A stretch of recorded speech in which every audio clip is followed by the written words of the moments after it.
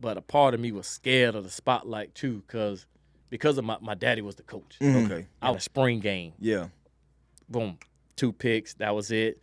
And then Pops was like, all right, look, if we're going to do this DB thing, let's go all the way with it. You out here recruiting. What are some of the things that stick out to you when you're out here recruiting some of these guys? Different, so I kind of take the village approach. Man, if I got a connection with them, man, if I know their mama, I know their auntie, I know their cousin or somebody, I feel like I get a little bit more out of them.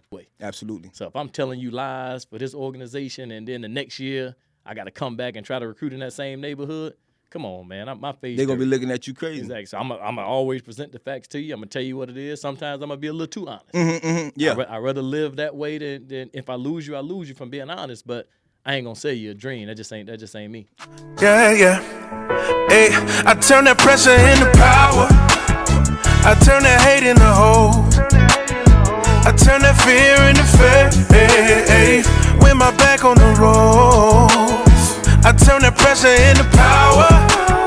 I turn that hate into hope. I turn that fear into faith. With my back on the ropes. What you know about being down and out? Yo. And we back with another. Welcome to another episode of the Aisleorwindow podcast. I'm the bus driver today. Your boy Fly Guy HG, man. Welcome to another episode. Like as always, I appreciate y'all coming through and rocking with me on this episode. Today, we got a superstar in the building. I'm talking about Mr. Gatorade Player of the Year, second round draft pick, NFL veteran, CFL Grey Cup champion, and I say that with anger.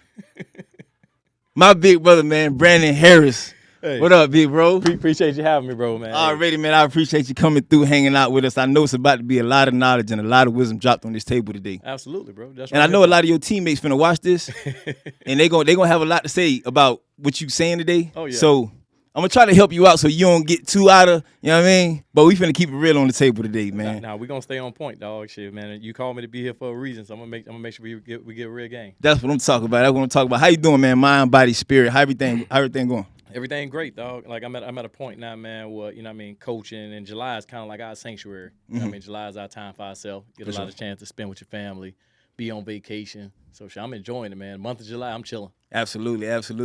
And I know you're getting ready for a big season, man. How excited are you for the season to come? I'm excited, man. First year in Orlando, coaching at UCF. A big move for me this off season. So I'm excited to see what comes with it. New conference, new competition. So I'm just excited, ready for the challenge. I know you got a couple good guys in that room with you, man. I'm pretty sure you coaching at FAU. I know a lot of those guys are familiar faces. I'm pretty sure you recruited a couple of those guys. They ended up going to Orlando. Talk a little bit about that. How is that? Hey, that's the cool part though, man. That's one thing I learned about in coaching. Like you want to continue to build relationships. Yeah. Because the football world's so small, man, and it come right back around. Facts. Like not only do a lot of those guys that I'm coaching now, I was recruiting when they was coming out of high school, but a couple of guys that I had at FAU actually got in the transfer portal and left when I took the job as well. And yeah. At UCF. Oh, that's great. That's what's up. Yeah. That's what's up. So like you said, building those relationships is super, super important, man. Aside from the obvious that they trust you, they confide in you. They know that you have their best interests at heart and you're going to put your best foot forward to make sure that their development is what it needs to be. Is there any guy in particular in the room that you're most excited about? Man, I think it'd be hard to single somebody out, man. I think they'd be mad and jealous if I did. but it might make them work harder. Hey, that's true, though. That's true. True. Yeah. But, I think we got a real good group, man. I'll single one person, 2 people out. Okay. Just because of the fact that being a South Florida guy, and these both guys from South Florida. So we have Phillip Dunham, who's a safety that played at North Miami Beach High School. That was with us at FAU. Yeah. And as a kid, Antoine Jackson, who's a corner, went to Dillard High School. So, I would shout them guys out and just look forward to seeing what they do, man. Both of them should have big years. Got you. And when you out here recruiting, what are some of the things that stick out to you when you're out here recruiting some of these guys that you look for? To be honest with you, man, like I look for relationships. I look for who I can touch the most, as far as who I got to impact with their family, who I know, man. Do I know an uncle? Do I know a cousin? Do I know a grandma, mom, dad, whoever? Because to me, man, the way I coach, I feel like I get the most out of people that I can reach more they circle with. Yeah. Especially in today's society, man. People motivated by different stuff, and a lot of guys get motivated a little bit different. So I kind of take the village approach. Man, if I got a connection with them, man, if I know their mama, I know their auntie, I know their cousin or somebody, I feel like I get a little bit more out of them. Absolutely. And we talk about certain communities being very close-knit and being very small. Down here in South Florida, obviously, sports is religion. Oh, yeah. And Miami itself, somebody knows somebody. How often do you see when you go down here, you run into somebody, and you like, man, I know your auntie. Well, I went to school with your cousin. I went to like stuff like that. How often does that happen?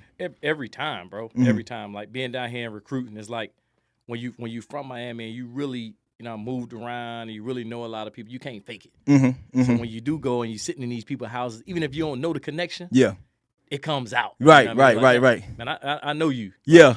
You went to school with my auntie. Yeah. Well, you went to school with my big brother or something like that. Or it got to the point now a lot of kids, because when I was playing, I was doing a 7-on-7 league for youth league back in the day. Yeah. A lot of kids don't recruit now. Like, Coach, man, I played in your 7-on-7 when I was in 5th grade, when I was in 6th grade. That's hard. And they'll start showing me pictures of me with them in my little league tournament. So that's why I ain't gonna lie. Even more important to keep your face clean and keep a good relationship. That's facts. Yeah, man. You'll have a crazy impact on some people. That's facts. And you mentioned like certain kids being motivated by different things. Obviously, one of the things that are hindering a lot of these kids, man, is this NIL situation.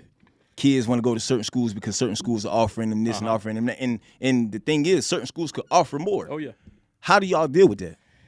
To be honest with you, man, like, and it's a touchy subject, because even when you deal with relationships, man, it's like when you know people, you definitely don't always know their financial situation. Facts. So you try to mix and you try to mingle and you try to be sensitive towards that too, and you try to guide them the right way. Because a lot of times, though, a school is offering you the biggest bag ain't necessarily the best situation. The best situation, absolutely. I mean, so sometimes you got to find a way to tell people that without insulting them as well. Facts. You feel me? Because Facts. sometimes they'll take it as, dang, what, you don't think I'm good enough? Yeah. Or you telling me don't go with this. You don't know my situation, that I may need that extra facts. $20,000 or $25,000. So, but me, man, I just kind of try to build my reputation on just giving you the facts. Yeah. I'm gonna be honest with you. I'm gonna tell you this what it is.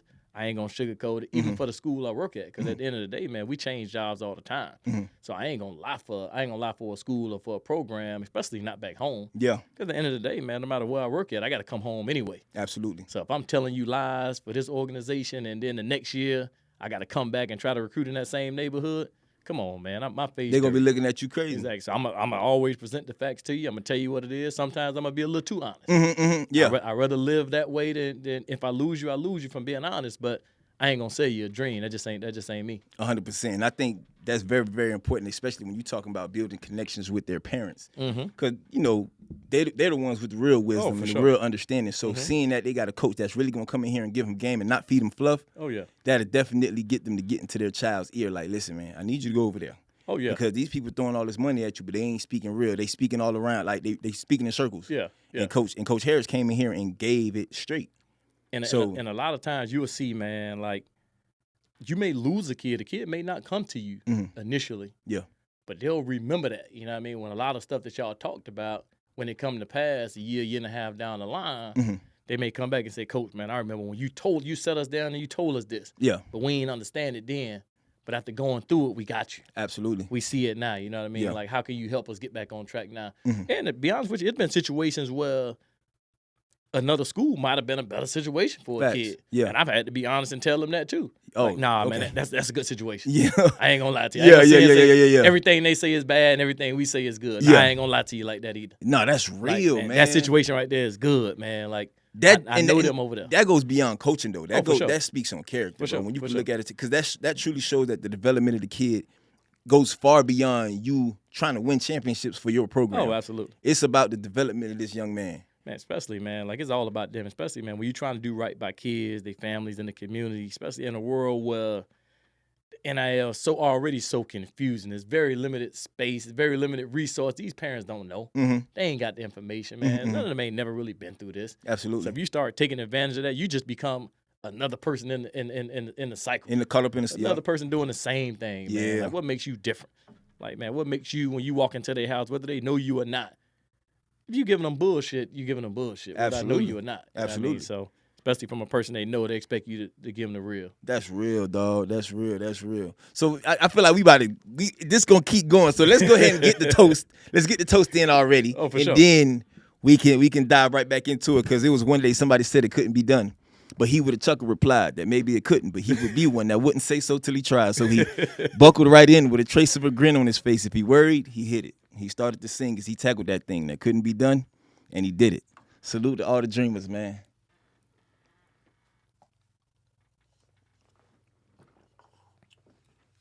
All right, now we can roll. Mm-hmm. All right, so I was speaking about this on the last episode. I don't got to throw out no names, but it's a kid. It came across my Instagram. He's been in college 3 years.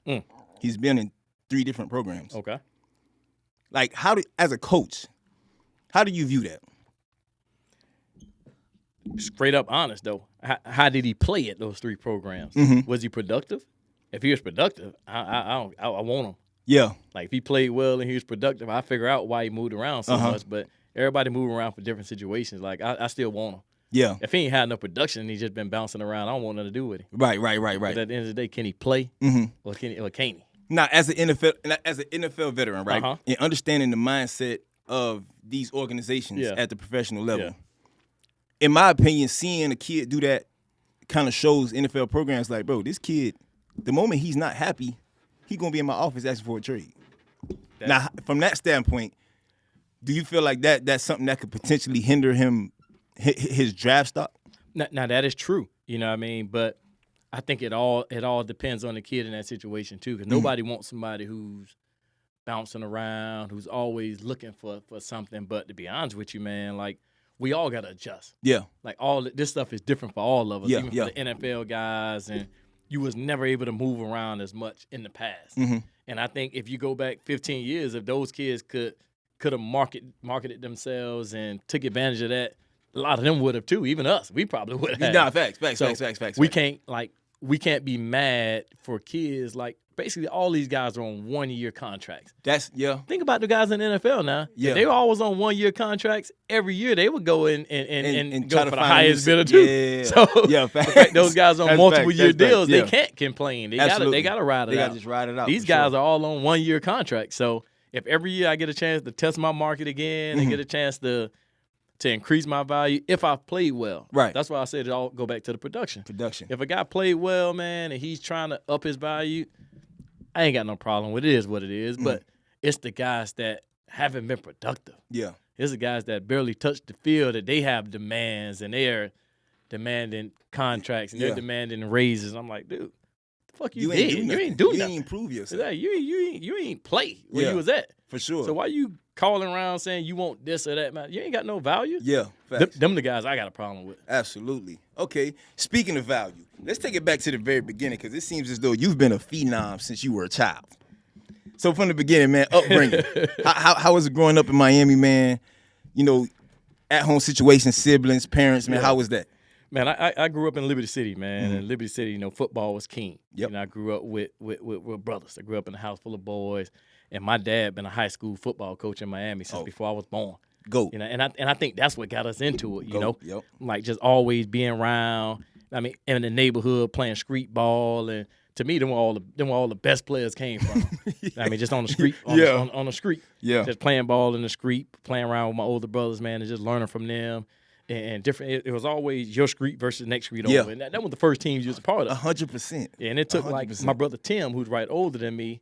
He was the first one got introduced to organized ball, and the crazy how he got introduced to it. Like we was in Liberty City, man, on 53rd Street and 21st Avenue, right by Linda Park, and a coach from Liberty City Optimus. He was driving around, and we was playing football in the street, and he was coaching 8-year-old. And he stopped, and he saw my brother making moves, and he was making a play, and he stopped. Like, hey, man, y'all play ball? Yeah.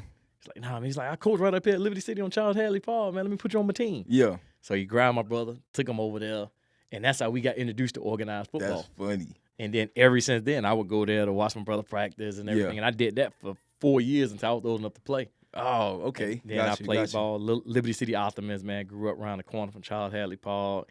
And that's where I kind of got my foundation at, man. Yeah. My dad coached high school. He never coached us until we got to high school. Yeah. But he always was there to make sure we were doing right.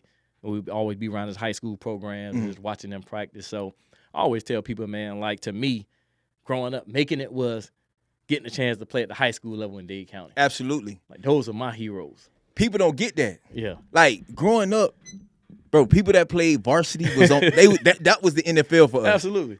People that used to come back to the park and holler at us. Hey, coach, say bring it up, take a knee. Yeah. Oh, he played at such and such high school. We sitting there like, oh, bro, I'm trying to get down. So like, that's facts, man. The high school players was the people that we looked up to. Man. Like I ain't know nobody, man. Growing up, I ain't know nobody that played in college. Mm-hmm. I ain't know nobody that played. Definitely ain't know nobody that played in the damn NFL. Like Facts. to me, man, the Facts. celebrities was the dudes who played on Friday night at high school. 100%. The dudes I watched my dad coach. The dudes who they coached against. Them was the dudes I aspired to be like. I couldn't tell. I didn't have a favorite NFL team. I didn't have a favorite college team because I didn't watch that stuff. Yeah. I watched Friday night football at all the different stadiums around Miami. That was it for me. Was there anybody in high school you remember that you was like, man, I want to be like that person right there?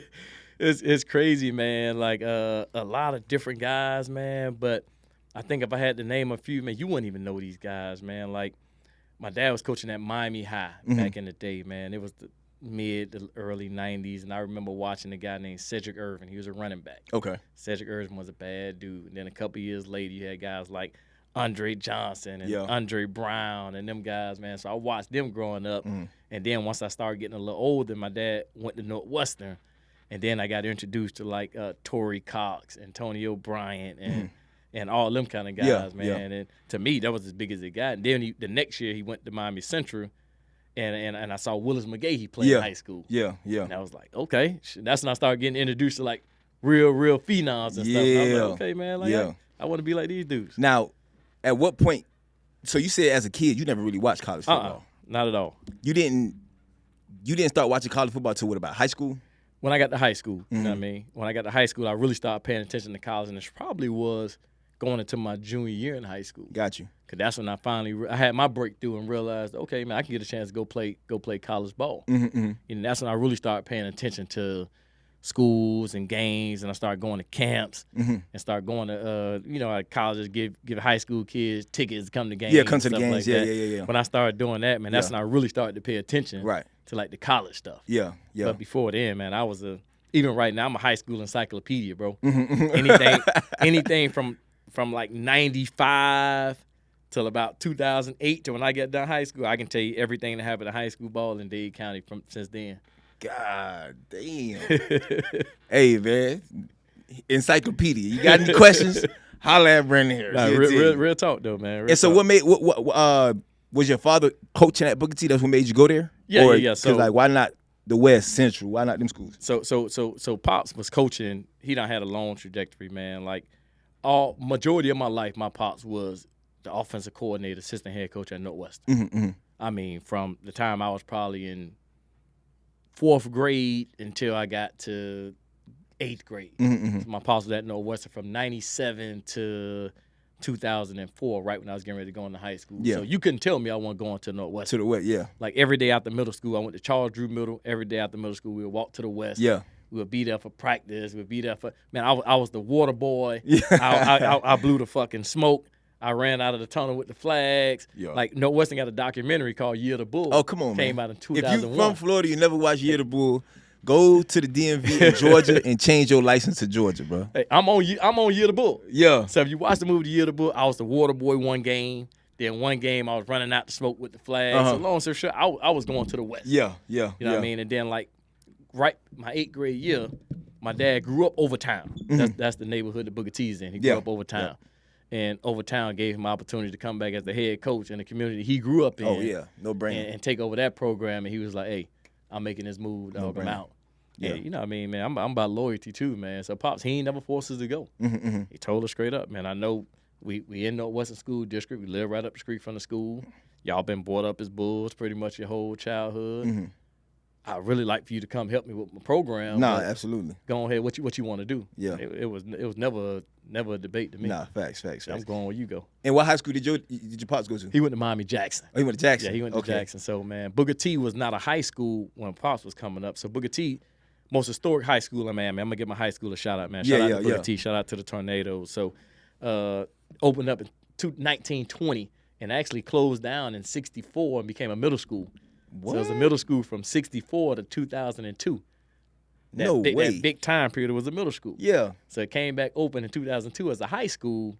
And so when they hired my Pops in 2004, it was like the real first resurgence of the football programs. So he That's was going crazy. back home to be a hero in his Yeah. neighborhood. So it was a big deal. That's And he that's crazy. I didn't even know that. That shit took off. I ain't. So you got to count from 2004 to where the program went in like 5 years, man. It was fucking insane. That's what's up. That's what's up. And it's always great to see, especially for you as his son, to see him do that to that program and get it to where it's at today. Oh, yeah. They still doing their thing. Oh, yeah.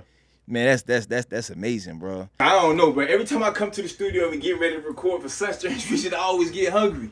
But today, man, I was blessed, man. Sissy Boy came through and looked out for me today. If you from the Caribbean, you know. You understand that Sissy Boy is a staple, not only just in the Haitian community, but in the Miami community in general. It's been there for years. It is located on 1 Northwest 54th Street in Little Haiti, Florida, in Miami, Florida. Listen here, them boys got me right. They gave me a nice little, ooh. I got me a shrimp plate today. Let me see what it's hitting on, man. Listen, understand it's deep in the rap. Sissy Boy is family to me. And anytime you're in Miami, bro, before you hit South Beach, head down to Sissy Boy, man. Put a little something on your stomach, man. Stop playing games before you go down there and get drunk and be falling out on Collins Avenue. Go ahead and grab one of these joints and give me a nice little shrimp plate. Well, that's on record. So, obviously, you got into coaching, and I'm pretty sure your father had a large influence on you getting into coaching, right? You ever seen yourself coaching? Was that something that was on your brain early on? Not at all, dog. Like, I was one of them kids, man. You know how we all fight that fucking battle, like, especially when, like, your parents do something. And at the time, my older brothers was coaching, and they was doing having success in it, and I was on that. Man, I want to be my own man. I want to do my own shit type train. Yeah. I don't want to coach, man. Why you don't want to coach? Just because they doing it. I want to do something else, yeah. Just going against the grain I for no understand reason. completely. For no reason. And I remember, man, it was one off season I was down. One of my off seasons from the league, I was down, and I went by Booker T, and they was in spring practice. And I was just going to holler at my pops and just, you know, watch the team practice and stuff like that. And I was standing by the DBs. And the coach was there, and he was like, man, show the boys a drill or something. And I started showing them this drill and going through it. And then, man, next thing you know, 10 minutes later, I was fucking full out coaching. And I was coming every fucking day. And at that point, like, that became my routine. I would go play in the league, and on my off seasons, I would come back and coach spring ball at Booker T. Yeah. And I would just start learning it, man. And then, like, when I retired, when I was done, to me, I ain't blink. I was like, man, I'm going right in the coach. Let me go do it. Yeah. So, because at that point, it became second nature. Oh, yeah. It like became second nature, dog. It is what it is at this point. You love the game. Absolutely. You couldn't be too far from it. Absolutely. I still had a lot of other stuff going on, but I was like, I'm going to find time to coach. Yeah. And I stopped fighting it, man. I'm happy I did because, I mean, you realize how many people you impact and how many guys, even that from my first year coaching high school in like 2018, that still call me right now and say, Coach, man, bet it up, man. I appreciate you. No, for sure. For sure. It's big. For sure. All right, so getting into high school, you say you didn't, like, when you essentially got on top of the world, was that your junior year?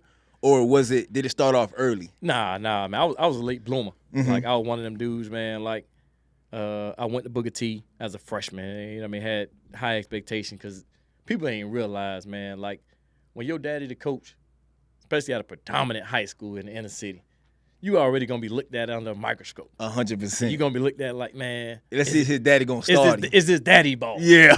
Like, come on. What the fuck we talking about, man? And I always remind people, like, look, man, there's a difference between a dad that's a coach that just happened to coach his son or a dad that get into coaching just to coach his son. Just to coach his son, yeah. Like my dad was coaching 20 years before he ever coached me. Yeah. So he ain't doing this for me, man. I was lucky enough to come through his program. Yeah. So long story short, man, I was a quarterback all my life coming out of Little League, Liberty City. I was a quarterback. I get to Booker T, and I was the backup quarterback for the first 2 years. Yeah. And there was a dude in front of me, man, Alwan Lee. Alwan Lee was a hell of a player. And my pops would tell me every day, you ain't better than him, man. You ain't playing. So you better learn and you wait your turn. And I would go home. I would be crying. I was mad. Because all my other homeboys I came off the pod with that went to Booker T with me, them boys were balling. Playing, Them boys were playing as freshmen. Getting this and getting that. I felt like I was being punished. Yeah. When in reality, man, like, he just was being real with me. I was not good enough. Yeah. I wasn't good enough, so I sat the bench for 2 years. And going into my junior year, man, we went to FIU 7-on-7 camp. Changed my life. I remember them days. Like, as a FIU 7-on-7 camp, I was waiting my turn to get in, and we had a DB run into a dude, break his jaw. We ain't had nobody else out there. I was the only dude on the bench, man, and the defensive coordinator, Sheldon Hanks. Shout out to Coach Hanks, man. I tell him every day he changed my life. Yeah. It was the defensive coordinator, Sheldon Hanks, grabbed me off the bench and say, man, B, get in here, cover this dude. Yeah, yeah. I got it now. I broke up 2 passes, never went back to Fell in offense. love with DB. He said, you ain't never going back. We went back to school the next week. Go ahead, man. You're a DB now. Yeah, yeah. Changed my life, bro. Completely changed my life. On a fluke just like that. Bro, I ain't gonna lie to you, bro. We can call it a fluke, but God was like, I got this. I ain't mean to hurt you, big dog, absolutely. but I need that kid to see what he really need to be playing. Bro, changed my life, man. Like, if that ain't happened, I who knows, man? I'll probably still be trying to live out a chase this quarterback dream, thing, yeah. knowing it ain't going to happen. And, man, I went in and the first game we played, man, we played a kickoff classic. I had 2 picks. Had 2 picks, took one for a touchdown, racked up my first couple offers. And who y'all played? Man, we was playing Nolan. Oh, we was playing Nolan in a spring game. Yeah. Boom, 2 picks. That was it. And then Pops was like, all right, look, if we're going to do this DB thing, let's go all the way with it. For sure. Took me on the camp circuit. I mean, I must have went to every fucking camp, every college camp, every Nike, every Spark, we need reps now. Yeah. We need reps. Yeah. And then I had a mentor who was a DB in the league at the time named Marquel Manuel. Actually, now M is a DB coach for the Giants right now. So he was the guy that really trained me at the position, man, in the off seasons in high school, and really got me going, man. And that really took my game to the next level. And he from down here? He from down here. Played for my dad at Miami High back in the early 90s Yeah. when my dad was playing, when my dad was coaching then. Yeah. So even one of my strongest mentors then, man. So he kind of took me in and really taught me how to be a DB. And outside of that, though, dog, other than that, I had to learn how to tackle. Yeah. I was soft as shit. When I learned how to tackle, then I was ready to go. Then I was good. I ain't gonna lie to you, boy. Watching you at Miami, you couldn't tell. He like, this boy here, boy. He want to stick his head in everything. God damn. But to be honest with you, dog, I had to get punished to start hitting people. Like the first game I ever played as a DB, and you can go back and look this shit up, man. We was playing in trash piles, kickoff classic. We played against Northwestern, and I must have missed 4 tackles. They had a hell of a running back, Antoine Easton. Antoine Easton was a hell of a back. That's my brother's favorite running back. Hell of a back. Yeah. Bro, they had me at free safety. Yeah. They had me at free safety, and we played, man. And they, for some reason, like I ain't pointing no fingers, but they kept letting the motherfucking man run straight down the middle of the field. And come on, now, anybody done played a little bit of ball, you know, a back in the free safety, one-on-one in open space. That's a hard-ass tackle. That's a bad situation. So I missed that tackle about 3 times. Yeah. And now I'm the bad guy. I'm the guy that can't tackle. I'm the guy that can't hit nobody. Now the question is, how he get back there 3 times like this? 100%. But long story short, it worked out in my favor. Yeah. My defensive coordinator, guy Sheldon Hanks, I keep crediting for changing my life. And practice from there on. He took a ball, and we had two like 6'4", 6'5" DNs at the time. And every day after practice, he would spend 10 minutes. He would get them big dudes the ball. He would put me like 10 yards away from him. He'd tackle him. And they'll run me over at least 15, 20 times a day. God, like he was in Little League. And then I had to start bringing it. By like 3-4 weeks in, I had to start bringing it. Yeah. And then that became a strength of my game.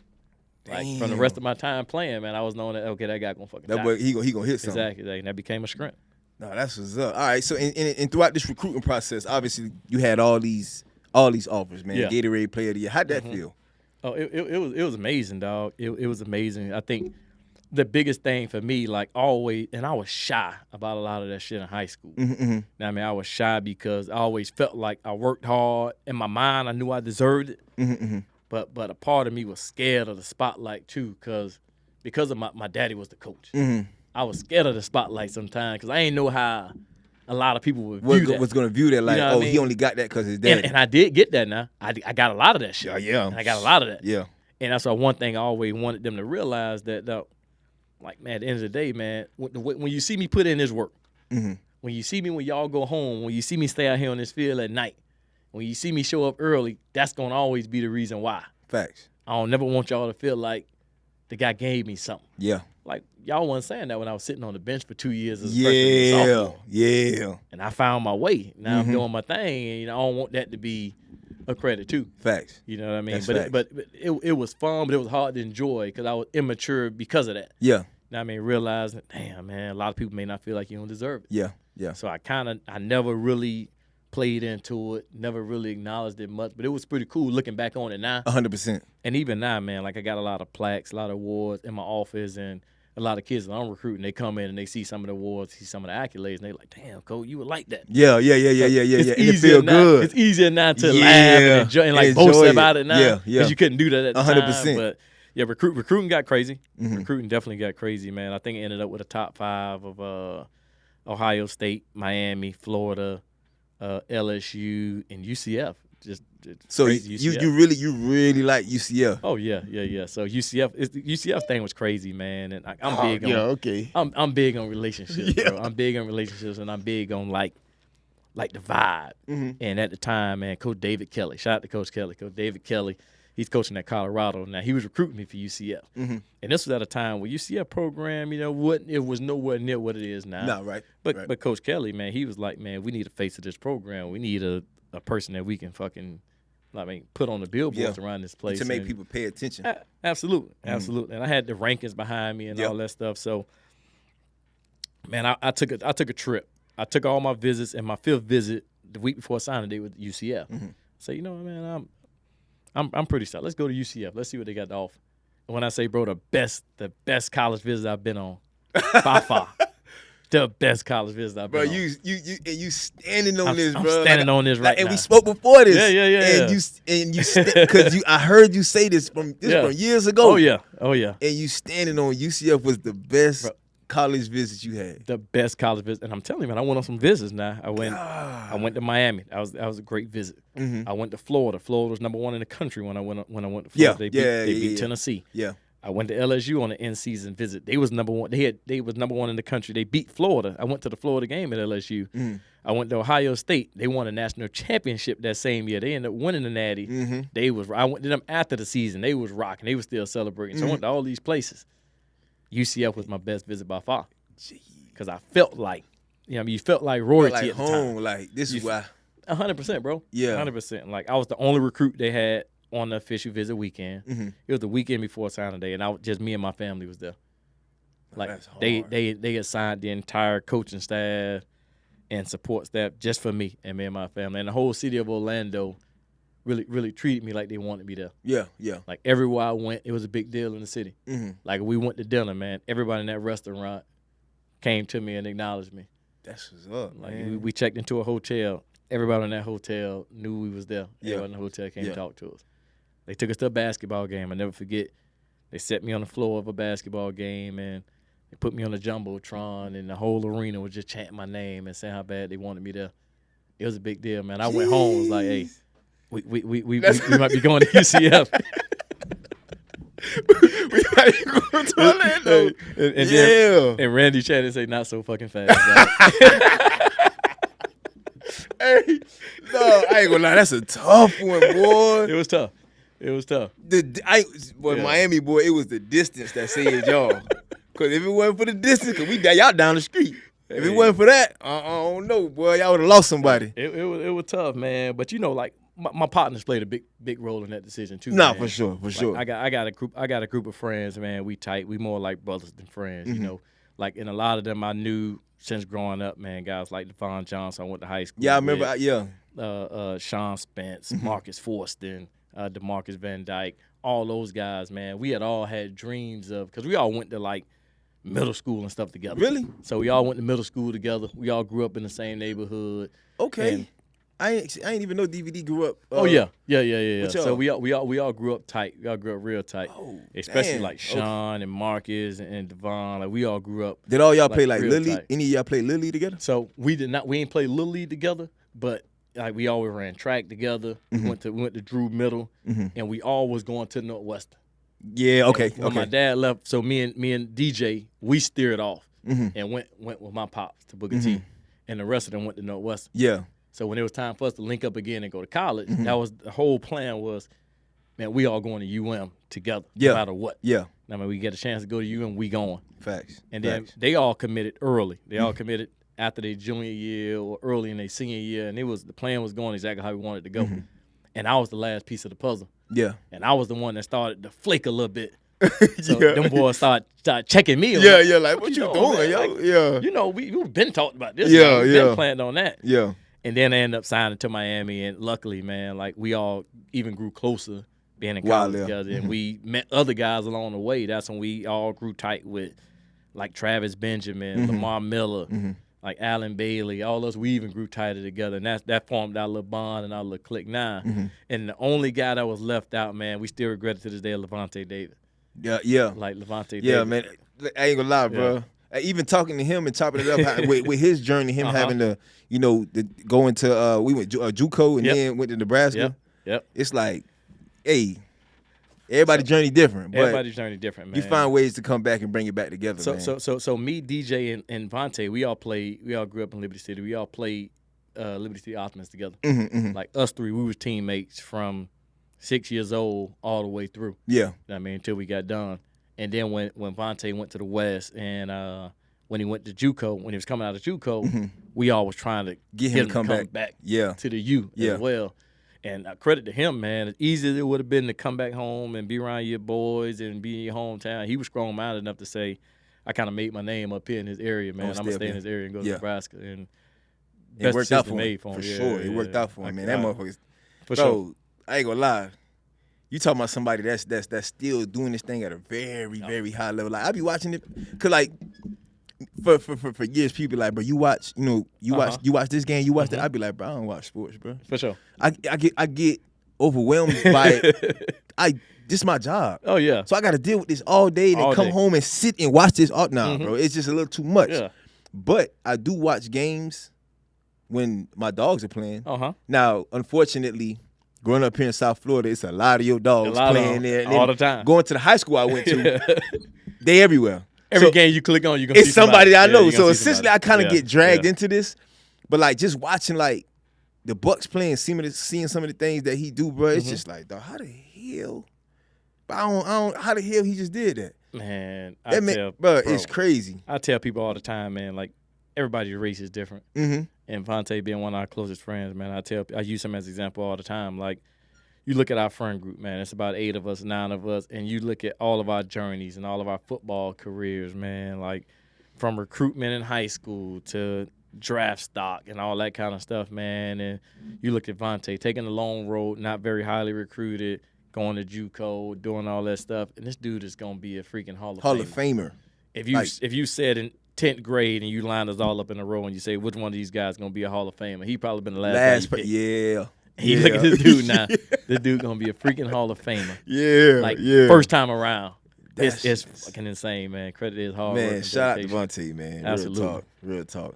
All right, so then you obviously you slide to Miami. What are those conversations like in that locker room, man? I know because the thing is, obviously, I went to school out of state. Oh yeah. My brother went to school out of state, but it's always that conversation of who got the best ball. Florida, Georgia. Texas, California, you being here in Miami, I'm pretty sure the conversations in the locker room was about the high schools. Oh, yeah. What high school had the best ball? Oh, yeah. So what are those conversations like in the locker room? That was always an ongoing debate, man, who had the best high school down here. You know, and being from Miami, you always had, and at the time, you always had the Northwestern, the Booker T conversation. And at the time, we was coming out, Central wasn't really in it. Yeah. How they in it now. They hadn't really become what they become now. Right. I mean, it was Northwestern, then it was the St. Thomas's of the world. Yeah. Whatchamacallit was having a big run at the time. Lakeland. Yeah, Lakeland was having a huge run. What's my man's name? Play running back. Chris Rainey. Chris Rainey. That was their whole era. They was having a fucking run, and all they guys was going to Florida. So, man, they want the big conversation, man, like as far as, like, who was the best, who was high school. But you got to remember, I came out in a recruiting class where, shoot, man, we had 8 guys from Northwestern signed to the U in 1 year, like in our recruiting class. So, clearly, they had just won a natty. They were number 1 in the country, and my high school had finished number 3. So that debate was ongoing. Both of us was undefeated, didn't play each other in the season. So that was a fucking year-long debate, who had the better squad. But, man, being in that U in that locker room, though, it was surreal, though. I will tell you that, though. Like, I appreciated it more when I got there than I ever did as a kid. Like, not watching college ball, not being a real big fan. But once you got on campus and been in that locker room, man, and brushing elbows with some of the greatest dudes that ever played this game, and them becoming your mentors and your big brothers, that shit was surreal to me. Yeah. That shit was surreal. Bro, even like for us, when we were in high school, coming to y'all games. Oh, for sure. Like, I'm not going to lie, bro, and this is just my own perception of what was going on. Miami kind of, to me, hadn't been the same since y'all. The Mm. moment that they went to Adidas, I was like, bro, this junk ain't the same, bro. Yeah. Like, Miami is a Nike school. Like, why y'all did that? It changed the whole perception of what Miami was to me. For sure. And I'm talking about, I still got pictures of us standing on the sideline. Like, I'm talking about, I don't know who took the picture. It's on the stand somewhere. we stand on the sideline, and it was just like, bro, y'all were like superheroes to us. It's like, damn, hey, there go that boy Brandon Harris right there. That boy, hey, there go DBD. and it was like, to us, Miami was it. It was nowhere. It was Miami or bust. And as you talk about just being there and everything being surreal, when you rubbing elbows with people like Michael Irvin and guys that came like Sapp coming out of there and people like Ray Lewis, it's like, bro, this is unreal. We at the game on the sideline. We see them at a distance, and it's surreal for us. So imagine you standing there, he's standing right next to you, giving you, hey, man, hey, be careful. Watch this. He going to try to do Man, that's different, man. That's a different type of game. Quick story, bro. Let me tell you this, man. Like, I never forget, dog. I never forget, like, going to Miami. I started as a freshman. I was like the third game. And, like, I came highly recruited. And I didn't. I'll be the first one to tell you. I did not play good as a freshman. I was ass as a freshman. I was like, man, I don't know what the fuck it was. Just adjustment to college. Like, I had a couple games. I was like, and if I was a coach, I took my ass out. Yeah. Like, being a coach now, get your ass out of there, man. So, after a rough freshman year, and, like, I beat myself up by the bad, man. And, like, our strength coach, Andrew Swayze. Shout out to Swayze, man. I feel like everybody in South Florida knows Swayze. Andrew Swayze, and you hear about his workouts, and you're like, nah, I don't want no parts of that shit. It's crazy, man, because I always was a hard worker, but Swayze knew I needed that extra push. You know, I needed that extra bit of knowledge on how to become a good college player. Yeah. Swayze partnered me up with Ed Reed. So he had Ed Reed come in the offseason. Ed trained with Swayze in the offseason, and Ed spent individual time with me every day. So he got in my workout group. Worked out with me every day. And every day after we worked out, man, he would take me in the film room, and he would painfully make me watch all the fucking bad plays. All the times I got fucking burnt. All the times I got holding. All the times I just looked trash. Yeah. And he would teach me on all them plays. Teach me how to watch film. Teach me how to be better. Yeah. Teach me how to use that shit as motivation and be better from it, man. Don't be scared to look at it. You're right. And, man, thanks to Swayze, thanks to Ed, man, and, like, obviously my coaches on staff too. Like, I went out and I had a hell of a sophomore year. And I give them credit for that, because I had to really learn how to be a college football player. Absolutely. I mean, when you young, you don't want to see that bad shit. Hell no. Like, you go right past that. Man, go past that. Skip that play. I want to watch that shit. And then it became like, nah, them the only plays that matter. Yeah, 100%. That's what you got to watch. 100%. Like, we had my freshman year against Florida State, probably the worst game I ever played to this day. And, like, he made me watch that game at least 2 or 3 times a week, to the fact that it was sick to your stomach, to the fact that you couldn't stand what you was putting on tape. Yeah. And he just kept reminding me, bro, that's you. Like, that's what you put out there. Man. No, that's so every time you want to change it, like, when you go out there, that's how you change it. Yeah. Like, this week you got an opportunity to make it different. Like, that's what you did then. Absolutely. Today you got an opportunity to make this different. And to this day, man, me and Ed became tight. Just from that time and that bond, man. I was blessed enough to spend a year with him many years later in Houston. He came to Houston. Yeah. And he played with us in Houston, man. And it was a blessing, man. So shout out to Ed as well, man. So, like, just being at UM, though, really opened up them kind of windows. And when you tell that story, something that's super important, that I feel like there's a very large percentage of professional athletes that don't have this skill. Oh, yeah. Watching film. Oh, come on, dog. They don't understand how to watch it. You don't. I'm gonna stand here and be honest. For a long time, I didn't understand defenses like that. Like, okay, cover 2, I understood that. Okay, this corner guy, he over here, he down here, safety up there. I have no idea what this linebacker doing. For sure. I don't know what that Mike is doing. Yeah. I don't know what none of these people are doing. Yeah. I just know cover 2, he got this flat right here. He gonna sit over the top. That's all. I ain't know until later in my career when I started to really, like, I could line up and, okay, yeah, I see this. Okay, boom. I know what they're doing now.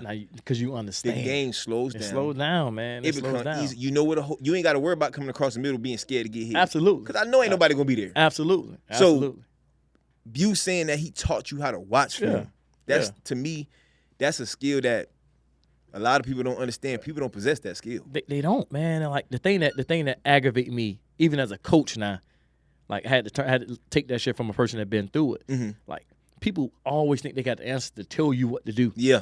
but Yeah. nobody really sit there and really teach you how to fucking do it. Mm-hmm. Like, how many times have a coach really sit there and told you, boy, you got to watch film, you need to watch film, you need to watch film. Okay, what the fuck that mean? What am I watching? I'm sitting there, I'm watching plays and watching shit, but I ain't getting, I don't know what I'm. Yeah. As soon as I leave out the damn room, 10 minutes later, I can't tell you I don't know watched. what the hell I just watched. Or they tell you, oh, well, you need to get stronger, or you need to gain weight. Like, okay, how the fuck do I do that? Come on, man. Like, how do I teach me the skill. Yeah. And Ed really set me down and taught me the skill. Mm-hmm. I mean, hey, this is what you're looking for. Mm-hmm. That's how you watch it. That's how you take notes. That's how you do that. And that stuff just took my game to a whole nother level. Yeah. And watching, and you can clearly see DBs that truly watch film and understand how to watch it because they start to break up concepts like no tomorrow. Oh, yeah. And that's what get receivers frustrated. Mm-hmm. It's like you line up, you see a dude. I never forget, man, my rookie year when I was in Minnesota, Terrence Newman. Oh, yeah. This man would stand there and wouldn't move. And I'm like, bro, how do I get this man to move? Like, I can't get him to move. And for me as a young cat, I'm like, bro, I need to fix my route. Mm-hmm. I need to run better routes. I need to run faster. Something. I need to attack him more. Whole time, he not even worrying about me. Exactly. He know the concept. It's something else giving you away. It's something else giving, like, he like, 100%. okay, I see it. They lined. All right, I'm going to stand right here. And then in Minnesota, most of our routes had alignments. So you lined up at the bottom of the numbers, top of the numbers. So he done seen it so many times. Your lineman undressing you already. Exactly. He'll see you lined up and he'll just, okay. He'll stand right here and just look at the quarterback. And I'm sitting there like, bro, I'm thinking there's something wrong with me. Whole time, this is a real seasoned. At this point in time, he's real OG. Real OG. Damn near 15 years in the league. Yeah, absolutely. So it's nothing he ain't seen yet. Mm-hmm. So he already know the concept for you running. Yeah. And now you beating yourself up when it's not even you. It's not even your fault. Absolutely, man. Like, it's crazy that you mentioned him too, because that was guys that when I did start watching him, man, I've been watching him for the Cowboys. And all them years, man. Like, you start to learn to teach yourself. Man, let me go ask this dude, man. Like, what is it that I'm giving away? Mm-hmm. Like, put me up on game right now, man. Tell me, like, help me get better, man. What is it that I'm doing that you know what the fuck finna happen before it happen? Right. And I learned how to do that too, man. That was pretty cool. Nah, for sure. And so we get it. You know, we All-American, first team All-American, doing your thing in Miami, man. When it got to the whole scouting process for the pro day, getting into the pros, did you know early on you was going, or did you think you were going first round? Because I feel like a lot of people thought you were going first round. I'll say this, man. Like, after my sophomore year, I think I had a real good sophomore year. Had a really solid sophomore year. And that was the first time it clicked that I can actually play in the NFL. Like I told you, man, like I tried not to pay attention to a lot of that shit. I really did. But my older brother, Tim, man, like he was real big on, he was a nerd, football geek, man. He was real big on the mock drafts and all that shit. Like, after my bowl game of my sophomore year, he hit me up. After 2 days, he was like, hey, I looked at the mock draft for next year, man. You know they got yours first round. Yeah. I'm like, not me. Yeah.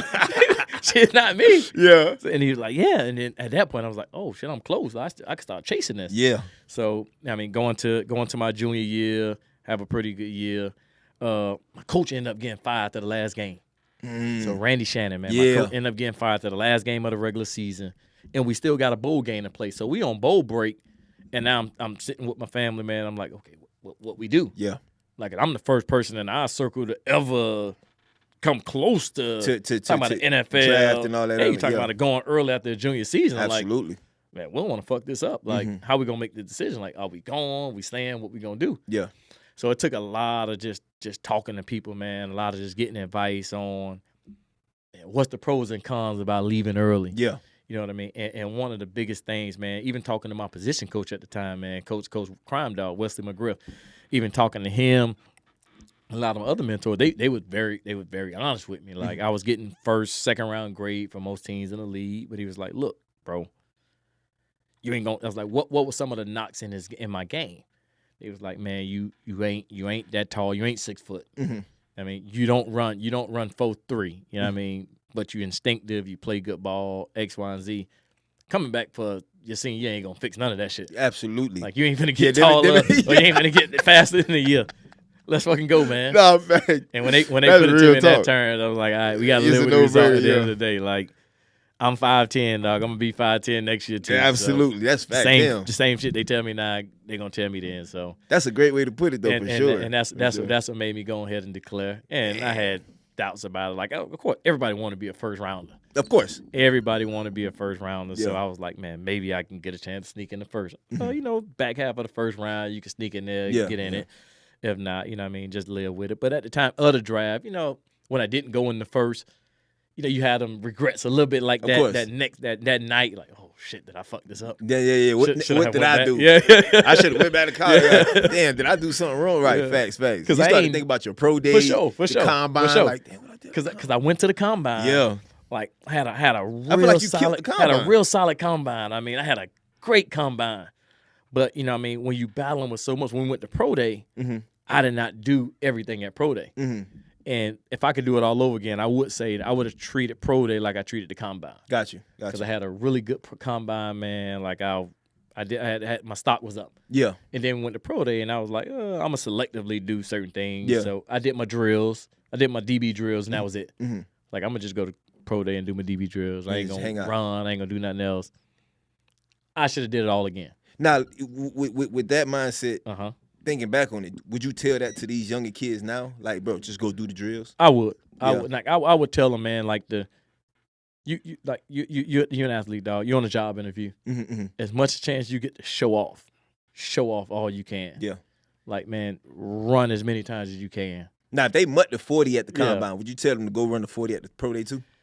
It depends. I mean, if you a sure lock guy, where you're gonna be a top 15, top 20 pick, probably not. Yeah. But if you're a fringe guy like I was, that you can go anywhere from late in the first to the third. Yeah. Like, and you can run. Why not go run? Why not go run? Yeah. Like, why not, man? That's like, why not be able to stamp your position every time? Facts. Like, why leave it in lingo, man, when everybody else is gonna run, the guys that you're competing with? Because one thing I didn't realize, what I know now about the draft, man, the difference between being the 40th pick and the 50th pick is a lot of money. Absolutely. And that's what I was about to get to, because a lot of people, they have the mindset and understanding that if I don't go early first, I don't want to go late first. So let me go second, so I can get to the money quicker.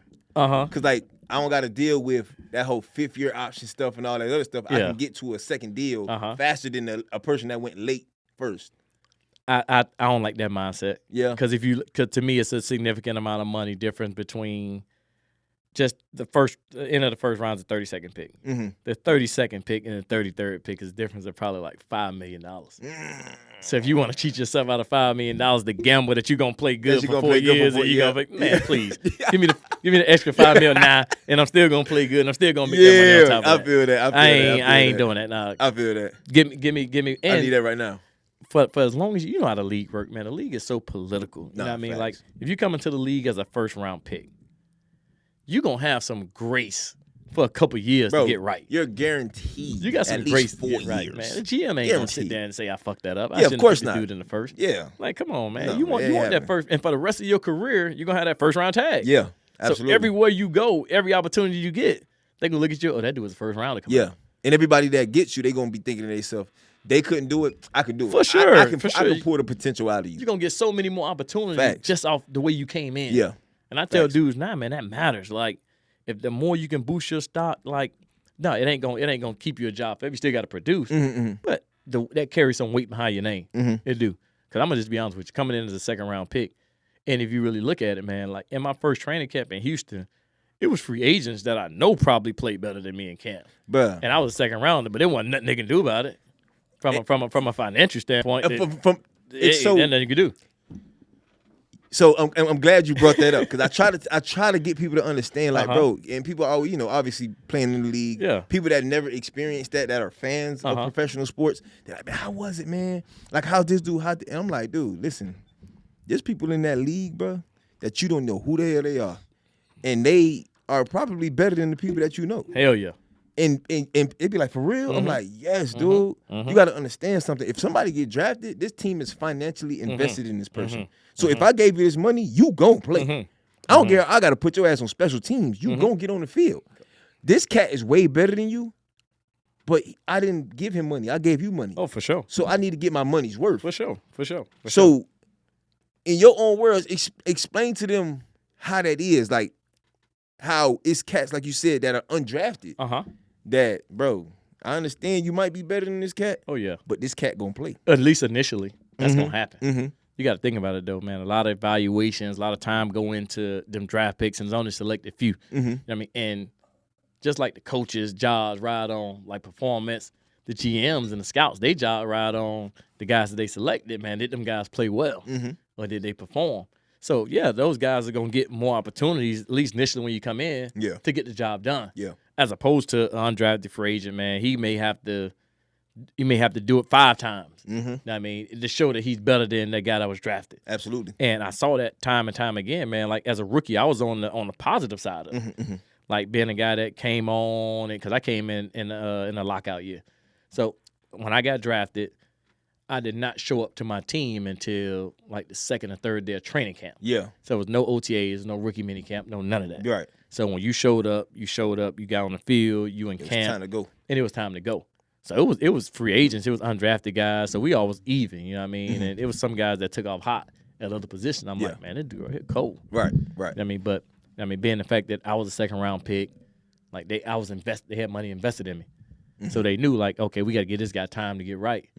And luckily, man, like midway through that season, I start playing well, and my role picked up, and you can see it. You know what I mean? But if we talking about just 4 weeks of training camp, like guys that should have made the team and guys that shouldn't, it should have been a lot of draft picks should not have made the team. Absolutely. And a lot of undrafted free agents should have, but it make them look like they did a shitty job scouting. For sure. And a shitty job drafting that happened. For sure. Yeah, because and I'm gonna give him his flowers, man, because when my rookie year going to Minnesota. For when I should never went to Minnesota. that's why. Shout out to Stan, man. Shout out to Stan. You feel what I'm saying? But something as simple as like looking at that roster, bro. Oh, so yeah. we think about it like this, bro. You got Stephon Diggs. He got drafted the year before me, right? That's a lot. You got Adam Thielen. That's a lot. This when Adam Thielen was just starting to get on his. They just paid Jarius Wright. He not going nowhere. Shout out my boy CP Cordero Patterson. He the number 1 returner in the damn league. Exactly. You draft Laquan Treadwell, first round. You draft Moritz Boehringer from Germany. That's 6 guys right there. That's 6 guys right there. It really ain't an open spot in that room to make the roster. Bruh. Why am I here? You shouldn't be there. Why am I? There's no reason I should be here. Only thing I would say in response to that is, all right, what was the other options? So the other options was, hindsight, I should have went to Washington. Okay. Washington called me talking about drafting me in the 6th. Okay. So I was like, huh? And I'm gonna be real. I watched the first round because I know for a fact I wasn't going there. For sure. Then after that, I kind of just was. I'm not watching this shit. Just let me know. Let me know where I need to be. I'm not getting drafted. Yeah. So let's just wait and see what happens. I get a call from a Virginia number. Okay. And Washington called, hey man, sit tight. We got a couple guys we're thinking about drafting. I'm like, what? Knowing what I know now, I should have went to Washington. Because the fact that they even considered drafting me means that they have vested interest in me. So I was like, damn, I should have just went. Matter of fact, and I said that to say this. With all those receivers I named, that was 6. Yeah. The 7th was a dude named Charles Johnson. Shout out CJ. Bro, all them gangster receivers Charles was the best receiver on that team. Damn. And Stephon looked at me in my face and said this himself. Yeah. Charles was the gangstest receiver on that team, bro. Oh, that don't surprise. We talking about dude 6'2", running 4'3". Got what Chad Johnson say? That boy got brick that boy stopped like a Lamborghini. I'm talking about like routes crazy. It was to the point, you know how everybody has those welcome to college and welcome to the NFL moments. Yeah. Either you get hit or you catch a touchdown, you get whatever. Man, it was in practice, dog. Man ran a post, and it must have been every single DB back there. Yeah. Man, Teddy let that jump go. All 5 of these dudes jumped in the air. He came down with the ball. Still gonna get the ball. So when he stood up, everybody was like, oh! And then they looked, oh, that's CJ. I said. So discredit him. That's normal? Yeah. That's normal CJ. So that's what he do all the time? All day. Damn. That ball go in the air, he catching it for sure. It was like when he dropped the ball, people looked like, what's hell? Wrong? Something, he all right? Yeah. And that dude, I'm talking about, this is the NFL. Watching him run routes, watching him work, watching him catch the foot, it was just like, bro, this junk is insane. You had them dudes like that that just special, man. Like my welcome NFL moment was too like, and it's crazy because this is my big brother. Yeah. Andre Johnson. So Drake, everybody know Drake Cole.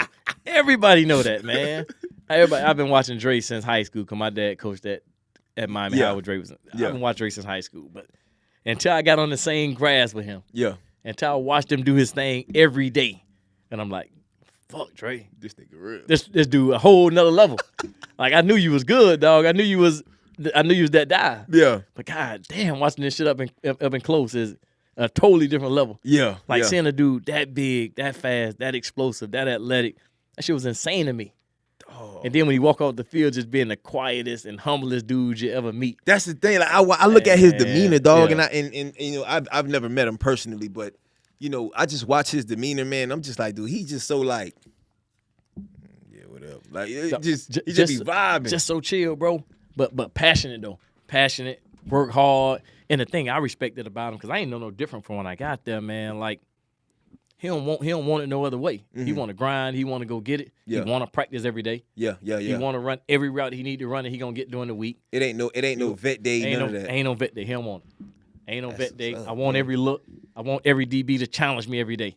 And people wonder why people like that. Oh yeah. Have the level of success that they have. Oh yeah, man. Ain't no man. Take it easy on me. Let me cruise and let me get through it. I'm Dre. I'm gonna do it. Nah, man. Try to cover me the best you can. Mm-hmm.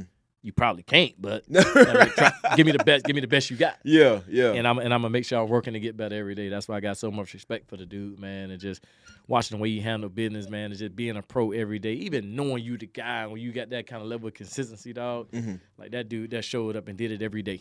Dog, that's so every raw, day. bro. Great teammate too, man. Did it every fucking day. That's so raw. Like, in as you're speaking about his work ethic and the way he wants to get it the hard way, obviously he dealing with what he dealing with right now. But that reminds me like how people talk about AB. Oh yeah. I don't think I've ever heard anybody talk about an individual like they talk about AB's work ethic.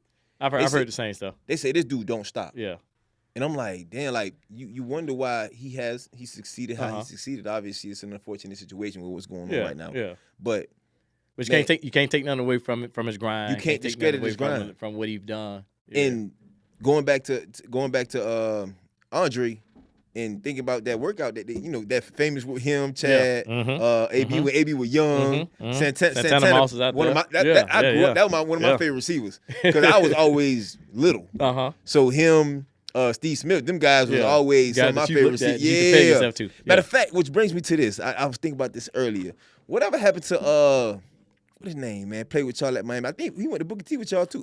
Theron Collier. What happened? Crazy man, like Pimp. That's his nickname, Pimp. Oh yeah, I've heard. Yeah, so we just had our school picnic and reunion, and it was my first time seeing Pimp in a couple years, man. And like seeing him, man, getting to embrace him and hug him, and because I tell people all the time, like Pimp was probably the coldest receiver I'd never played with or been around from a pure athletic standpoint. He's just one of the dudes, man. He was like that ever since he was 7. Yeah, like we've been rivals and playing each other since 7-year-old youth football. He played at Overtown. Okay, so he played Overtown. I played Liberty City. That was a big rival. So and we always on the same age group. So watching him ball, he was always special. Yeah.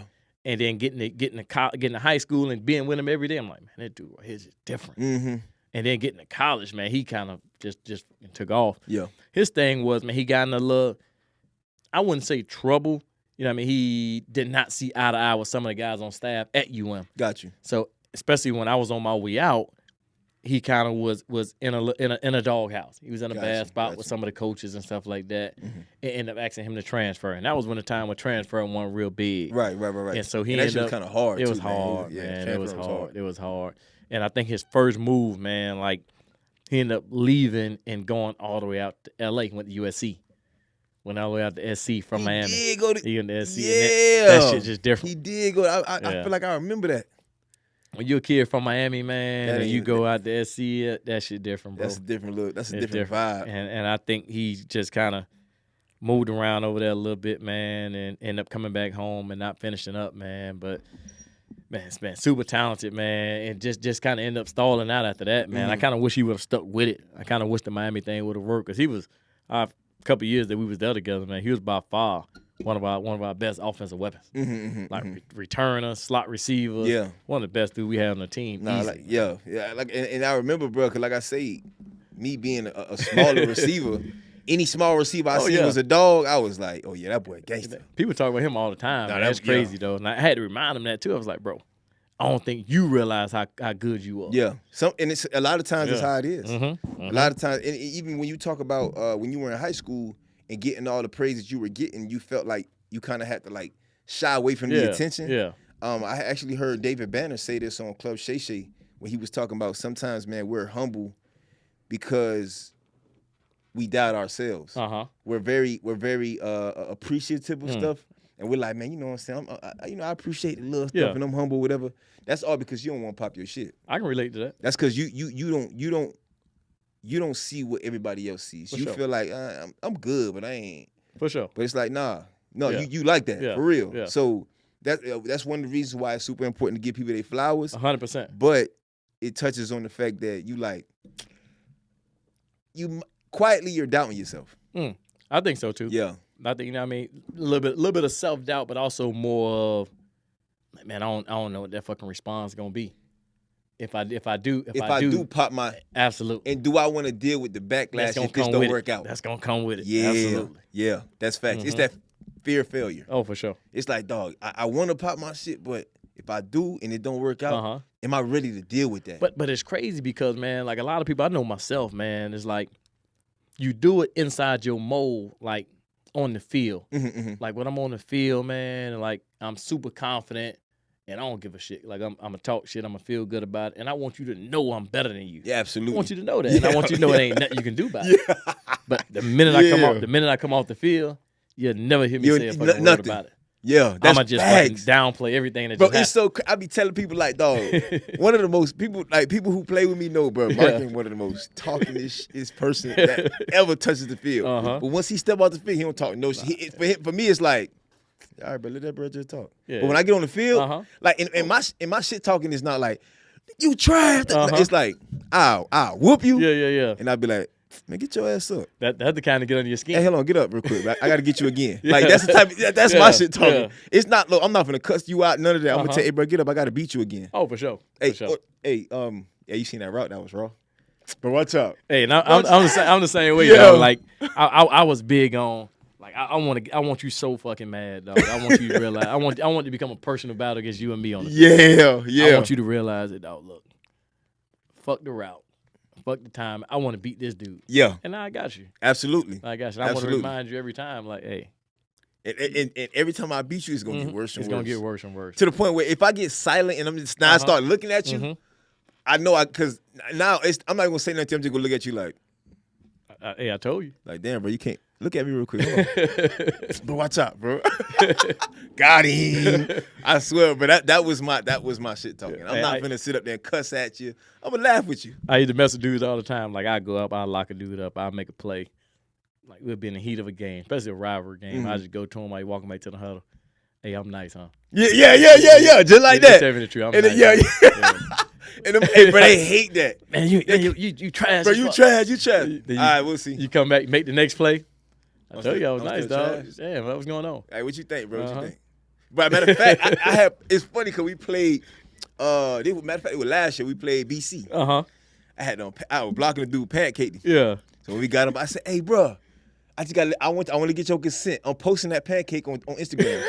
he like, bro, what's up? I said, bro, I just want to let you know, bro. I'm gonna post it on Instagram and I'm gonna tag you. That's how I'm gonna talk smack. I'm not gonna cuss that, none of that.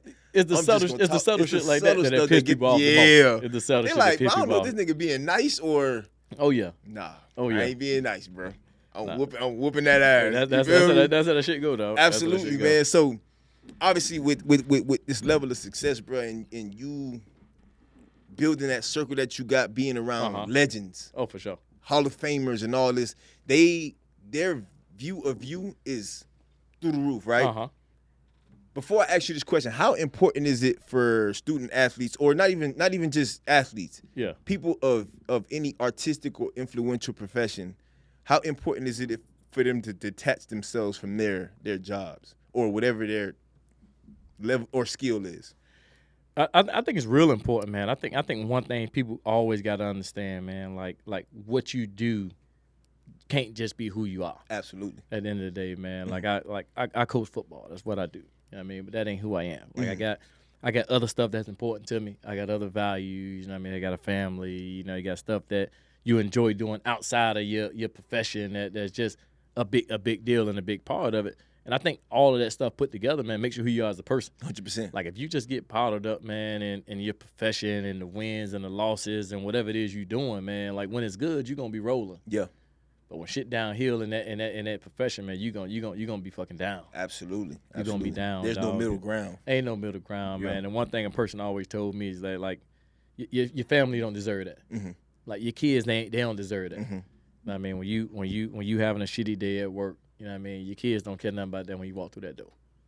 Like when they come on, that's daddy home, man. They don't care shit about They expect. Daddy DB just had a bad day, Yeah. so he walking around, he gonna be an asshole with us. Yeah. Like, they ain't how that gonna roll. Because there's a certain image that they have of daddy. Oh, for sure. And daddy can't come in here with anything different. Not at all, man. He got to come in here as the daddy that we know. For sure. Yeah, For sure. 100%. And they don't care nothing about nothing else, man. Nothing else you got 100%. going on. They gonna love you. They gonna be by your side, and that's one thing you always got to realize, man. You give it your all, whatever profession, whatever it is you're doing, man. You give it your all. You know what I mean? But whenever you go home, whatever that may be, you gotta be at the clock out and leave that shit at the door. 100%. Now that's facts. And one thing I learned that in college with my receiver coach, man, he taught me how to compartmentalize certain things. Where I had an issue where because like I said, I'm very peaceful. Yeah. I'm kind of just like, man, it is what it is, but I ain't finna sit up here and entertain that. Yeah. But the thing is, if I go there, I don't know how to turn it off. For sure. It's like, bro, I tried so hard to let that go, but I feel like you worked overtime to bring to bring that to light. So once I got there, Yeah. I can't stop thinking about it. Who was your head coach at UMass? Whip. Whip was your head coach? Yeah. Yeah. Whip. Who's your receiver coach? So I had all 4 years. I had 4 different receiver Did coaches. you miss Hank? No, I miss Hank. You miss Hank? I miss Hank. Yeah. Okay. I actually spoke to him, man, briefly. Yeah. Because I went back to UMass one time. Uh-huh. I don't know if it was homecoming or it might have been like spring ball or something like that. I chopped it up with him one time. Okay. I just kind of saluted him, bro. Like telling him, like, bro, I would tell him, like, you know, I knew y'all and I've been working with y'all since I was high school. Yeah. And I would tell him how we was always at the games and I saluted him because I'm like, bro, you was like really like Oof. that. You were really gangster like that. You feel me? But I missed him. He wasn't there when I was there. It was actually young Whip. Spence was there. Okay. Because Spence was playing quarterback with y'all. Yep. So Spence was there. Shout out to Spence, bro. Yeah, Spence my dog. Solid dude. But nah, man, I had 4 different receiver coaches while I was there.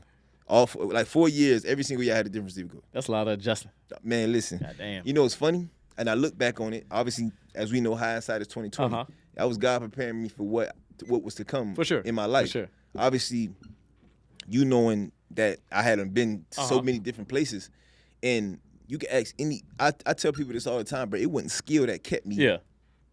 Playing professional football. It was my ability to adapt and adjust. I was picking up offenses like this. Yeah. And it wasn't just my position. I knew everything. I remember it was certain teams that I was on. Bro, I knew what the running back had. I knew what certain old lineman had because I would learn everything to the point because I understood, bro, you're only as valuable as everybody in every single position on this paper. Yeah. So I had to coach be like, man, damn. We ain't got no left guard. I know what he got. I know what he got. I probably can't do the shit, but I know what he got. Yeah. Coach, it's a walkthrough. I could just step. Exactly. You know. Yeah. But that's just was my mind, and that's what kept me. But that's how I gotta be though, man. And guys don't. I try to teach my guys that bro. Like they do not understand like the importance of learning football as a whole. Like, bro, if we sitting in a room, for example, man, if we in there as a whole defense. And our defensive coordinator is installing the defense. You know what I mean? He's talking to the DBs. He's talking to a backer. Like, why aren't you listening? Absolutely. Like, what? Like, I make a joke with him all the time and say, bro, so what the fuck you do? You put on headphones when he start talking to another position? Like, you sitting here, you listen to the same information. Absolutely, yeah. Why you can't write it down and learn it? Yeah. Why did you just fucking block everything out once he done talking to you? Yeah. Like, it might come to a point in the game where they'll call a defense. You know what you got. You look at him. He looking like, damn, hold on, what? And you can literally tap, hey, bro, you got this. Because you remember what coach said in the meeting. It don't cost you nothing. It don't cost you nothing. You sitting in that shit anyway. Come on, man. You sitting in that dog when he talking to him. You sitting there. You right next to him. You might as well make it work. Exactly. Because you got to stand. You got to sit in here anyway. You're like, you ain't putting on headphones. Say, all right, he ain't talking to me anymore. Let me put on my fucking Beats by Dre and listen to my music. Come on, dog. What the fuck you sitting here doing? No, that's facts, bro. And I tell people that I'm like, dog, I had to figure out in dealing with what I dealt with in college. Every single year was me learning a different offense. Oh, yeah. So when I got to, it was cake. Uh-huh. Regardless of what team I ended up on, Yeah. man, I'm finna go sit in it. Because you used to. And I'm picking it up. And I'm a spiral a little bit, man, because I have debates with my homeboys about this all the time. Yeah. And it's one thing I think, because you just brought it up and just brought it to my attention. You just one thing I think that we missing, especially in South Florida, and a lot of other places have it this way. One thing that our guys missing, and one thing that unchanged in the youth football. And I love youth football. I ain't throwing jabs at nobody. I get it. It's a different time, different era. It's different. I get it. Yeah. But the one thing our guys not used to is being coached by different people. Yeah. Being like when I was growing up, like the coaches, they stayed at their age group. And then when you went And up then a you pound, went up, you worked with that staff. yeah. Then you went up, you worked with a new staff. Yeah. You went up, so you got a chance to you learn different systems. You work with different people. You got to respond to different coaching. And now in all the youth organizations, it's kind of teams within teams. Yeah. Like you may That's have facts. parks, but each team got their own name. Each age group got their own name, and that coach travels with them and from this my 6th team. grade all the way through high school. So they never get a chance to work with other people. They never get a chance to learn new stuff. They never get a chance to adjust the coaching from a different voice. So when they do get put in those situations, they can't deal with it. They don't know how to adapt to that. I'm used to these coaches I done had since I was 6. Well, them coaches ain't gonna be They ain't coaching here. you for the rest of your time, bro. Facts. Like now you can't adjust because it Man. ain't said that way that he said it. That's facts. But you ain't learned a different skill. And I think we're behind in that area. And I think the coaches do a great job. But I think the kids, for their development, they need to learn how to be coached by different people. By different people. Because everybody going to be different. You know what I mean? Everybody going to have different philosophies. And there's a lot of benefit to being coached by different people. Oh, yeah. Because this man might have a great skill set in this area. Oh, yeah. And he might have a different, but you sitting here dealing with this man who had this skill set. You did it with, you ain't learning nothing else.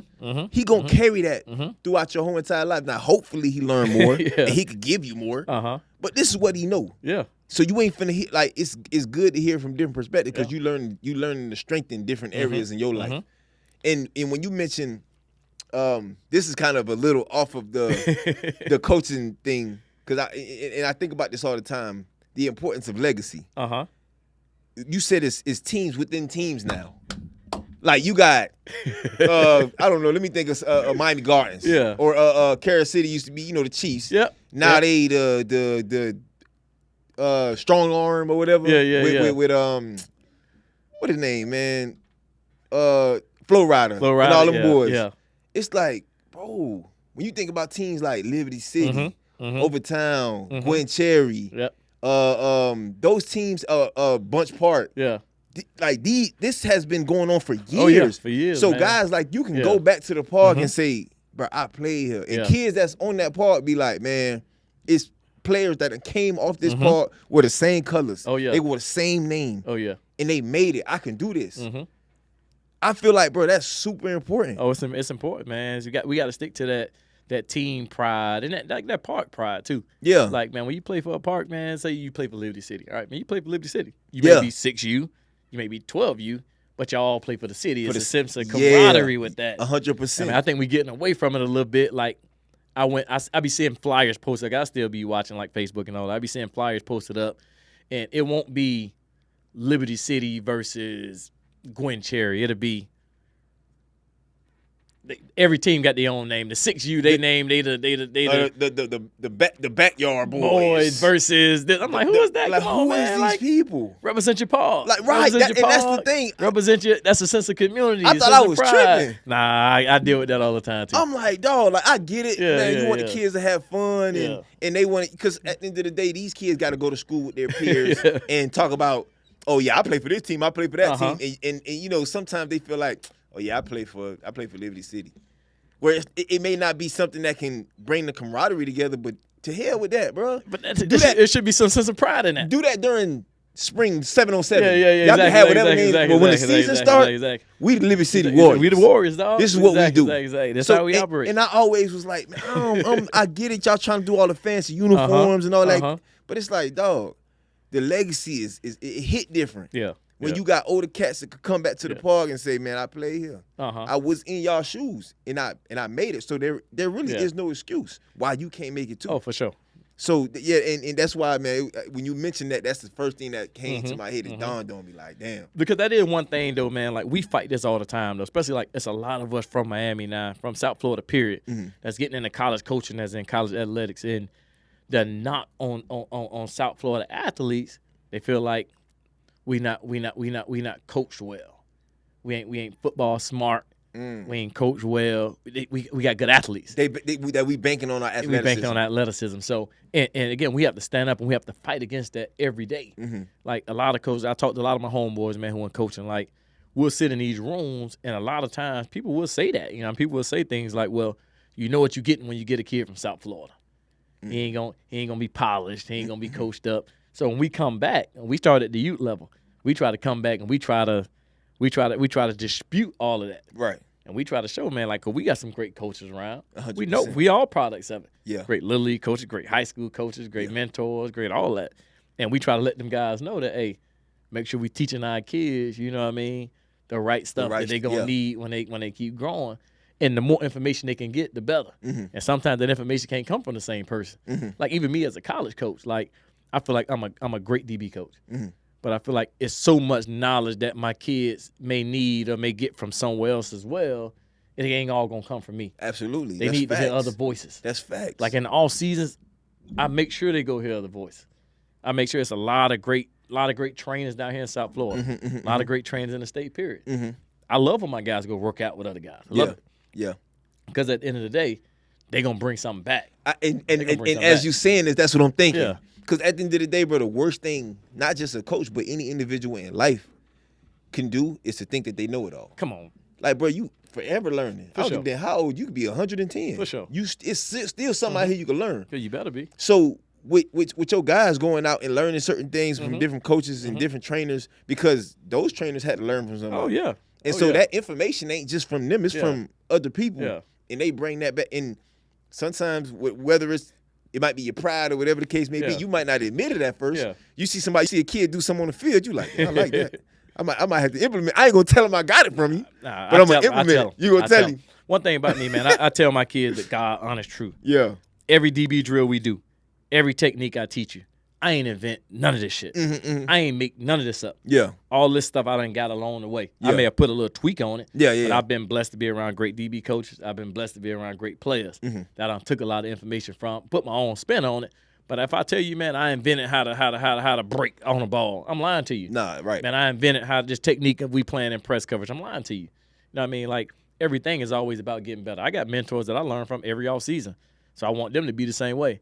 Like, I want them to be able to branch out and listen to other people, man. Shout out to we got so many great DB trainers just in the South Florida area that I work with personally. Yeah. Coach Noah. I work with Coach Noah all the time. Yeah. And Coach Twan. I work with Twan. You know Noah with the heritage. Noah with the heritage. Come on now. That's why I met Shout Noah. out to Working with Mike. Hey, bro, Shout to Mike Smith. Hey, D2D. Hey, so I'm telling you, man, and like Twan, these all the guys that I know and I respect. So when my guys are on break, when my guys are around, I'm like, hey, you working out? Go work out. Go down there for sure. Go work out with him For sure. because I know what you getting. I mean, I know the cloth these guys cut from, and you can't all the time. The guys need new voices, man. They need new voices, man, and you can't hold them hostage to that. Of course. If you hold them and it's hostage funny, to that, man. Shout out Twan. Twan mentioned that Yeah. the other day. You know, episode out right now. Y'all go check that out. Twan mentioned, essentially just hitting on gatekeeping. Where it's like, bro, if a kid go to another trainer, don't feel no kind of way. He got to get the game from different perspectives. Absolutely. That's the only way he gonna fully develop, because you're not gonna know it all. Because you can't get it all from one person, Of man. course not. Can't get it all from one person. Of course not, Instead man. of fighting against it, bro, like one thing I done found myself doing, man, I want to work with you. I want to buy into it. Like, we going to talk. We going to communicate. Yeah. All right, you going to go work with Twan. All right, cool. Twan, let's go. This what I've been working with him with. That's what I think he need a little work on. So I think he probably need a little help with. What you got, add to the toolbox. Call me back. Let me know what y'all been doing. Amazing. We pick it up. Absolutely, dog. Man, Absolutely. that's the only way. If you really want to, got to get better. And you bridge that gap. Think about it though, man. Like, even as a professional, man. Like, I use myself for example. When I was at UN, man, I had two of the best DB coaches I've ever been around. You know what I mean? A guy named Crime Dog Wesley McGriff. Shout out to Coach McGriff, man, the DB coach at Auburn right now, and a guy named Tim Walton. Tim Walton is DB coach at Ohio State right now. And those guys were blessed, abundance of knowledge, a bunch of work they put into me, man, to make me the player I was. But it was some stuff that they couldn't give me. I mean, and what I couldn't get from them, I was getting from Mike Smith. Right. I was coming in my off seasons getting it from Mike. Yeah. You know what I mean? And they never shied away from that. They know they was giving me a lot. But at a certain point, man, it's like that voice going go dead. 100%. You got to go get that extra 10, 15% from a different voice. I mean, that you ain't with all the time. Absolutely. And Mike was giving me that. Yeah. I mean, and that's how me and Mike became tight. 100%. You know what I mean? 'Cause I would go get that from him. And I'm gonna give, like, as always, I'm gonna shout out Big Bro. Like, Mike obviously was a large percent responsible for the success of a lot, not just a lot of guys, but myself included. Yeah.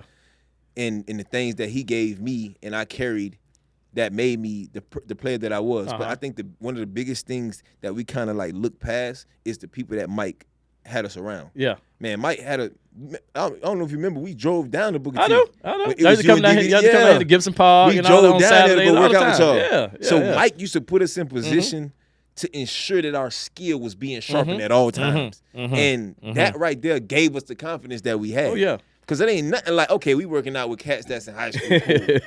Man, we working out with dudes at the U. Yeah. You tripping. Like, ain't nobody finna play with us. And that's one thing I always tell people, man, like, because they always be looking at, like, because Mike now being the head coach of Heritage. And when I go and me and Mike, we kick it, and they always like, oh, well, you know Mike from, you know what I mean, he the head coach. I'm like, man, I knew Mike way before. I said, man, Mike that had so much impact on me and my development and my career. Like, if Mike never was the head coach of Heritage, me and Mike still going to talk. Me and Mike still going to hang out. So this ain't got nothing to do with nothing. That goes back to relationship. Just so happened that Mike become the head coach of Heritage now. Yeah. So even when I go to Mike's school to take the quote-unquote me and Mike, we hanging out, man. Yeah, we hanging out. We having our normal conversation. For like, sure. This normal for us. No, that's facts, bro. That's facts. No, that and like I said, man, that's major, bro. Like, confidence through the roof just because of the people Mike had us around, dog. And one thing I don't think y'all realize, bro, like, is how much working out with y'all did for us too.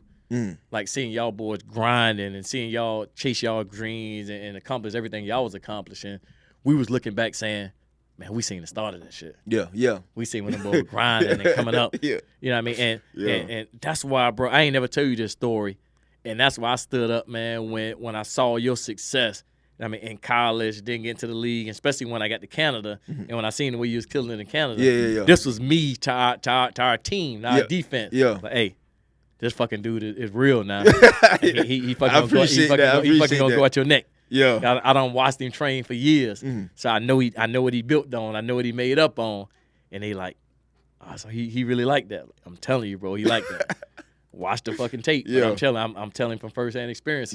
And it was a sense of like pride in that shit too, dog. Like and like watching somebody, man, and I watch you guys when y'all were young, man, and grinding, and then seeing you do your thing on that stage. Like, I was proud of that, dog. That was a fucking proud moment to really sit down and watch you, man. Every time I went and saw you, even on us, watching you make plays up, I'm like, hey, man, I told y'all the man motherfucking good. Bro, in the cup when I caught that bomb on the sideline, dog, I ain't gonna lie to you, bro. All I could think about was, it's almost like, it's like making a big brother proud. Where it's like, and I'm always like this. If it's anybody I felt like had an impact on my life or somebody that I'm close with or cool with, whatever, it's like, bro, this ain't even about just me balling. I can't make him look bad.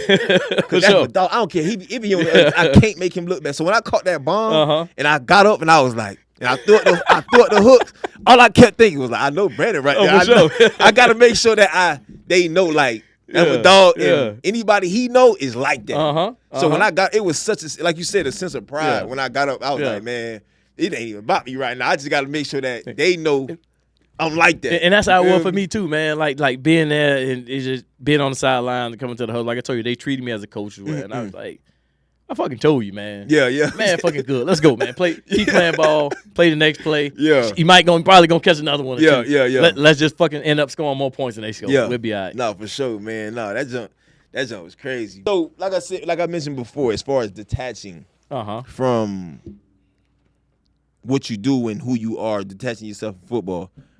Obviously, you reach heights that people only dream of.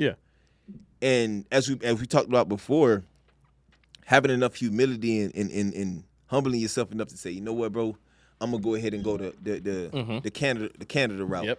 How did that come about? Like, what caused you to go that route? Okay, so going into my 5th year in the league. All right, so I'm in Tennessee with the Titans, going to my 5th year. I tear my ACL in preseason camp. I tear my ACL in camp. I missed the whole season, and at that point, I'm kind of shook because I was on a 1-year contract. I'm on a contract deal, and I had just my 4th year had just played real well the back half of the season. Played really well the back half of the season. Wasn't enough for a full season for Tennessee to say, hey, we're gonna make a long-term investment in this dude. Yeah. Their response, okay, let's give you a prove-it deal. Let's give you a 1-year deal. I mean, decent, comfortable amount for 1 year. But let's see if you can play for a whole season. How you played these last 5 or 6 games. Yeah. So I had a lot riding on that, man. Facts. And, I mean, going in there, having a good spring, and then getting into camp, which I was having a pretty good camp, tearing my ACL in the middle of camp. Now I'm fucking shook. I'm shook, man. That's... Like I ain't got enough baggage behind me to feel like I'm gonna fucking be taken care of. Period. Yeah. I made my rookie contract, which was okay, but at the end of the day, I ain't got be straight for the rest of my life, money. Facts. So I ended up sitting out the rest of that, being on IR, nursing my knee, not knowing what the fuck was gonna happen. My team ended up having a fucking tanked year, man. We played real bad. I think we ended up going 2-14. Fired the whole staff, fired our GM, fired everybody that had any kind of attachment or any connection to me. Being a year removed. So obviously didn't get another contract after that season. And man, I was fighting and scrapping for anything, man. I was at working out at a damn pro day. And Vance Joseph, man, shout out to VJ. Vance Joseph was the DB coach in Houston who drafted me. And I played with him for 3 seasons in Houston, man. We had a pretty good relationship. And he had just got the D coordinator job with the Dolphins. Got you. So he gets the D coordinator job with the Dolphins, and he's like, man, I need at that point I'm going into year 6, need a veteran guy in the room. We got a bunch of young DBs, but to be honest with you, it ain't really a roster spot available. But I if this can do something for you, and we can kind of boost you, get you back in, get your name back circulating. Let's fucking do it. And I was out of options, dog. I got set out a year coming off an injury. I'm like, let's do it. So I go to Miami, go to training camp, make it through training camp with Miami, end up getting cut after week 1, end up getting cut. But that was a dream come true in itself, man. Playing at the crib, being there as a guy that had been removed for a year, still finding a way. But when Miami let me go, I was like, all right, man, this probably gonna be it for me. I was like, man, I'm good. I need to go back to UM, graduate, and then try to get into coaching because I've been doing the coaching thing off and on. And Stan kind of set me down, and he was like, look, bro, I'm just gonna tell you, like, if you go be a fucking coach right now, football is completely done. Like you can't get back in this thing. So in order for you to know you want to be done, I got a contract from this team in Canada, in Toronto. Want you to come over, play a season. Hey man, if you play well, you feeling the itch, we can fight, try to get you back. I mean, let's see what it takes us. But at worst, man, if you're done and you feel like, all right, man, I'm good. I'm ready to walk away from it. Let's walk away from it. And that's kind of how I started. So I sat on it, man. I circled it around, just sat on the contract for about 4 months. And it took, man, one of my college teammates who was over there, had been over there 2 years, and he was actually taking classes back at Miami with me, and he convinced me to go Brandon Washington. Okay. Old lineman, Big Black. Yeah. So Black was in class with me, man, and Black was like, hey, B, I've been doing it for about 2 years, man. Like, it's good ball. It's not it ain't a a bad gig. situation. Come over there and check it out. And I was dismissive about it at first. I was like, oh, whatever. But at the time, I wasn't doing nothing, man. So ended up going over there, making a move, and going through training camp. It took me 2 days to realize that shit was real. Like, all right, man, these dudes can fucking play. And it's hard as fuck covering these dudes on the fucking on the waggle. The waggle. You just took me back to fucking. I couldn't think of the name. The waggle. The waggle. That shit was hard. That was hard, man. And I found appreciation for it, man. Especially like being in a different country for the first time. Traveling to all these cities I ain't never heard of before. Learning new places, learning new stuff, man. Like, it was a great experience. Like, we happened to beat y'all and win the Grey Cup. It was a great experience, though. You gotta bring it up. You gotta bring it up. It was a good experience, though, man. I ain't gonna lie. I'm happy I did it. Absolutely. But when I was done that year, at the end of that, like in the playoffs that year, I ended up pinching a nerve in my back. Mm-hmm. And it was painful as hell. So after that season, I was like, oh, if I ain't think I was done, I'm done. I'm done. Yeah. And then that's when I got right into coaching after that season. Mm-hmm. But CFL was fucking great, bro. Yeah. Great. Good ball. And I tell people all the time, like, if you can go over there, you can make a good living, you can play good ball, do it, man. Do it. And don't think he's going to be guaranteed because that shit hard, too. And like I just told you, like I told you before, yeah. man, when I after the 2018 season, when I signed with Philly, when I left Canada with the Philly, and once it was like camp starting to dwindle down, a couple days before cut day, I'm talking about, boy, my locker was hot, boy. To my one boy run up, hey boy, how that Canada junk is? Everybody trying to get information. Now. Cause they realize they on that block. Yeah. I'm like, listen, bro, don't think you finna go up there and just jump on the roster and be starting from day one. Cause the same way you coming to me asking this question, those are the people that's up there. Oh, for sure. They just so happen to have to deal with it before you. Exactly. So don't get it twisted. I'm talking about it's first rounders up there. First rounders. It's all kind of guys up there. So don't get it twisted. But like you said, it's a lot of dudes that you forget about. And then you get there, you be like, damn, boy, I ain't this know he was over there. Yeah. You know, man, he killing it too. Man. Like, this shit hard, bro. Like, I'm telling you, man, like, when I first got up there, I think our team, like, we had a really good team, and we had a veteran team, like a lot of older dudes, that came from the NFL, came down. And my boy Depot, DeVere Posey. Man, listen. I ain't mean to no, cut you off, you dog. good. DeVere Posey, bro, his brother. Used to work out with us. Yeah. Man, I'm talking about a solid dude, man. Julian? Solid dude. Yeah. Talking about, I done went out to eat with his wife and all. Him and his wife. Yeah. They done took me out to eat. We went to grab lunch. Yeah.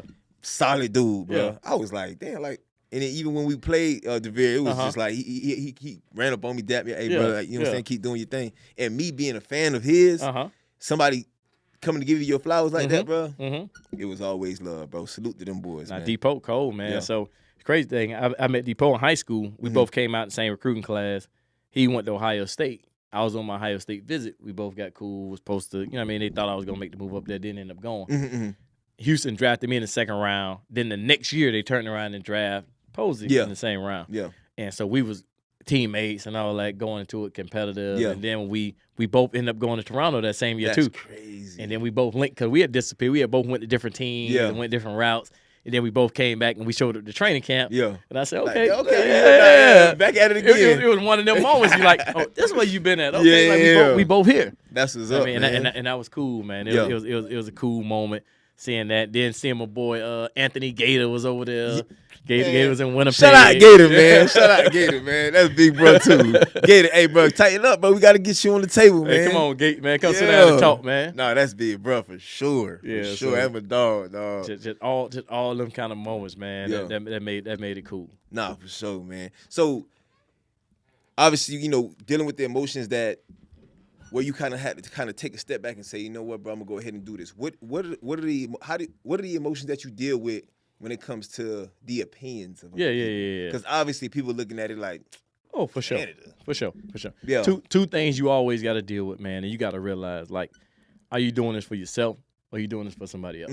Because one thing people gonna always, man, you going to Canada?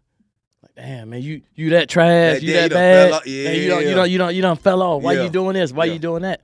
And you got to realize, man, it's a whole lot of people that that's struggling. Period. Just outside of football. When I realized this, it's a whole lot of people that's struggling financially somewhere, but they won't take a job that can feed their family for sure because they worried about what somebody else think about that job. 100%. And you can't be that guy. 100%. You can't be that guy, man. You got, especially when you love the game, you got a hunger for it.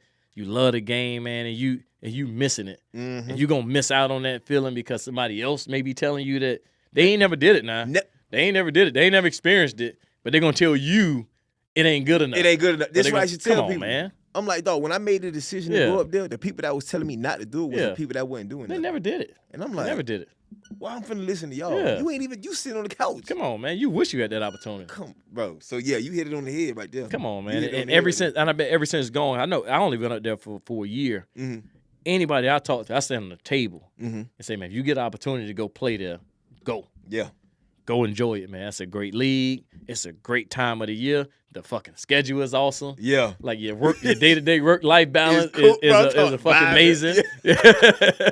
you can't beat it, man. You can't beat that, You can't beat it. I tell people all the man. time, man, hey, you should be trying it. And to me, that's the one league too that I did constantly see people getting a chance to go back to the league. Absolutely. Or people in the league coming there like after camp was over, it was a certain time of year where the rosters expanded in Canada. So at the you get to, I think, the last 4 weeks of the season. Last 4 weeks of the season, they got what's called an extended roster.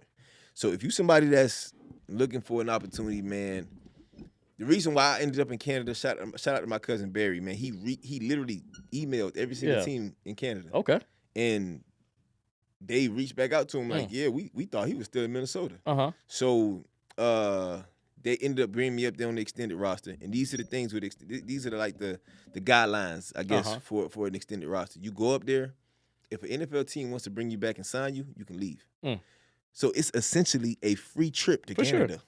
And all you doing is practicing. And that I didn't know. Yeah, I didn't know that's how the rule works. All you doing is practicing. Yeah, they literally have you on they got you on P squad. You just practice. It's essentially a evaluation, a scouting period, where you practicing and they're seeing whether or not they want to, make a move on you. And it's only for 2 weeks. You go out there for 2 weeks, and then once you leave, there's another group of guys that come for the last 2 weeks. Yeah. So it's a 4-week period. And bro, if that opportunity presents itself, take it, bro. It's a free trip out the country. You can't beat it. 2 dudes that I remember, man, in that year that Toronto that we brought in on the extended roster days. And them 2 dudes probably took our team to another level and probably both of them played a big role in why we ended up winning the Grey Cup. 2 DBs, essentially, was a dude named Alden Darby and Mitch White. Yeah.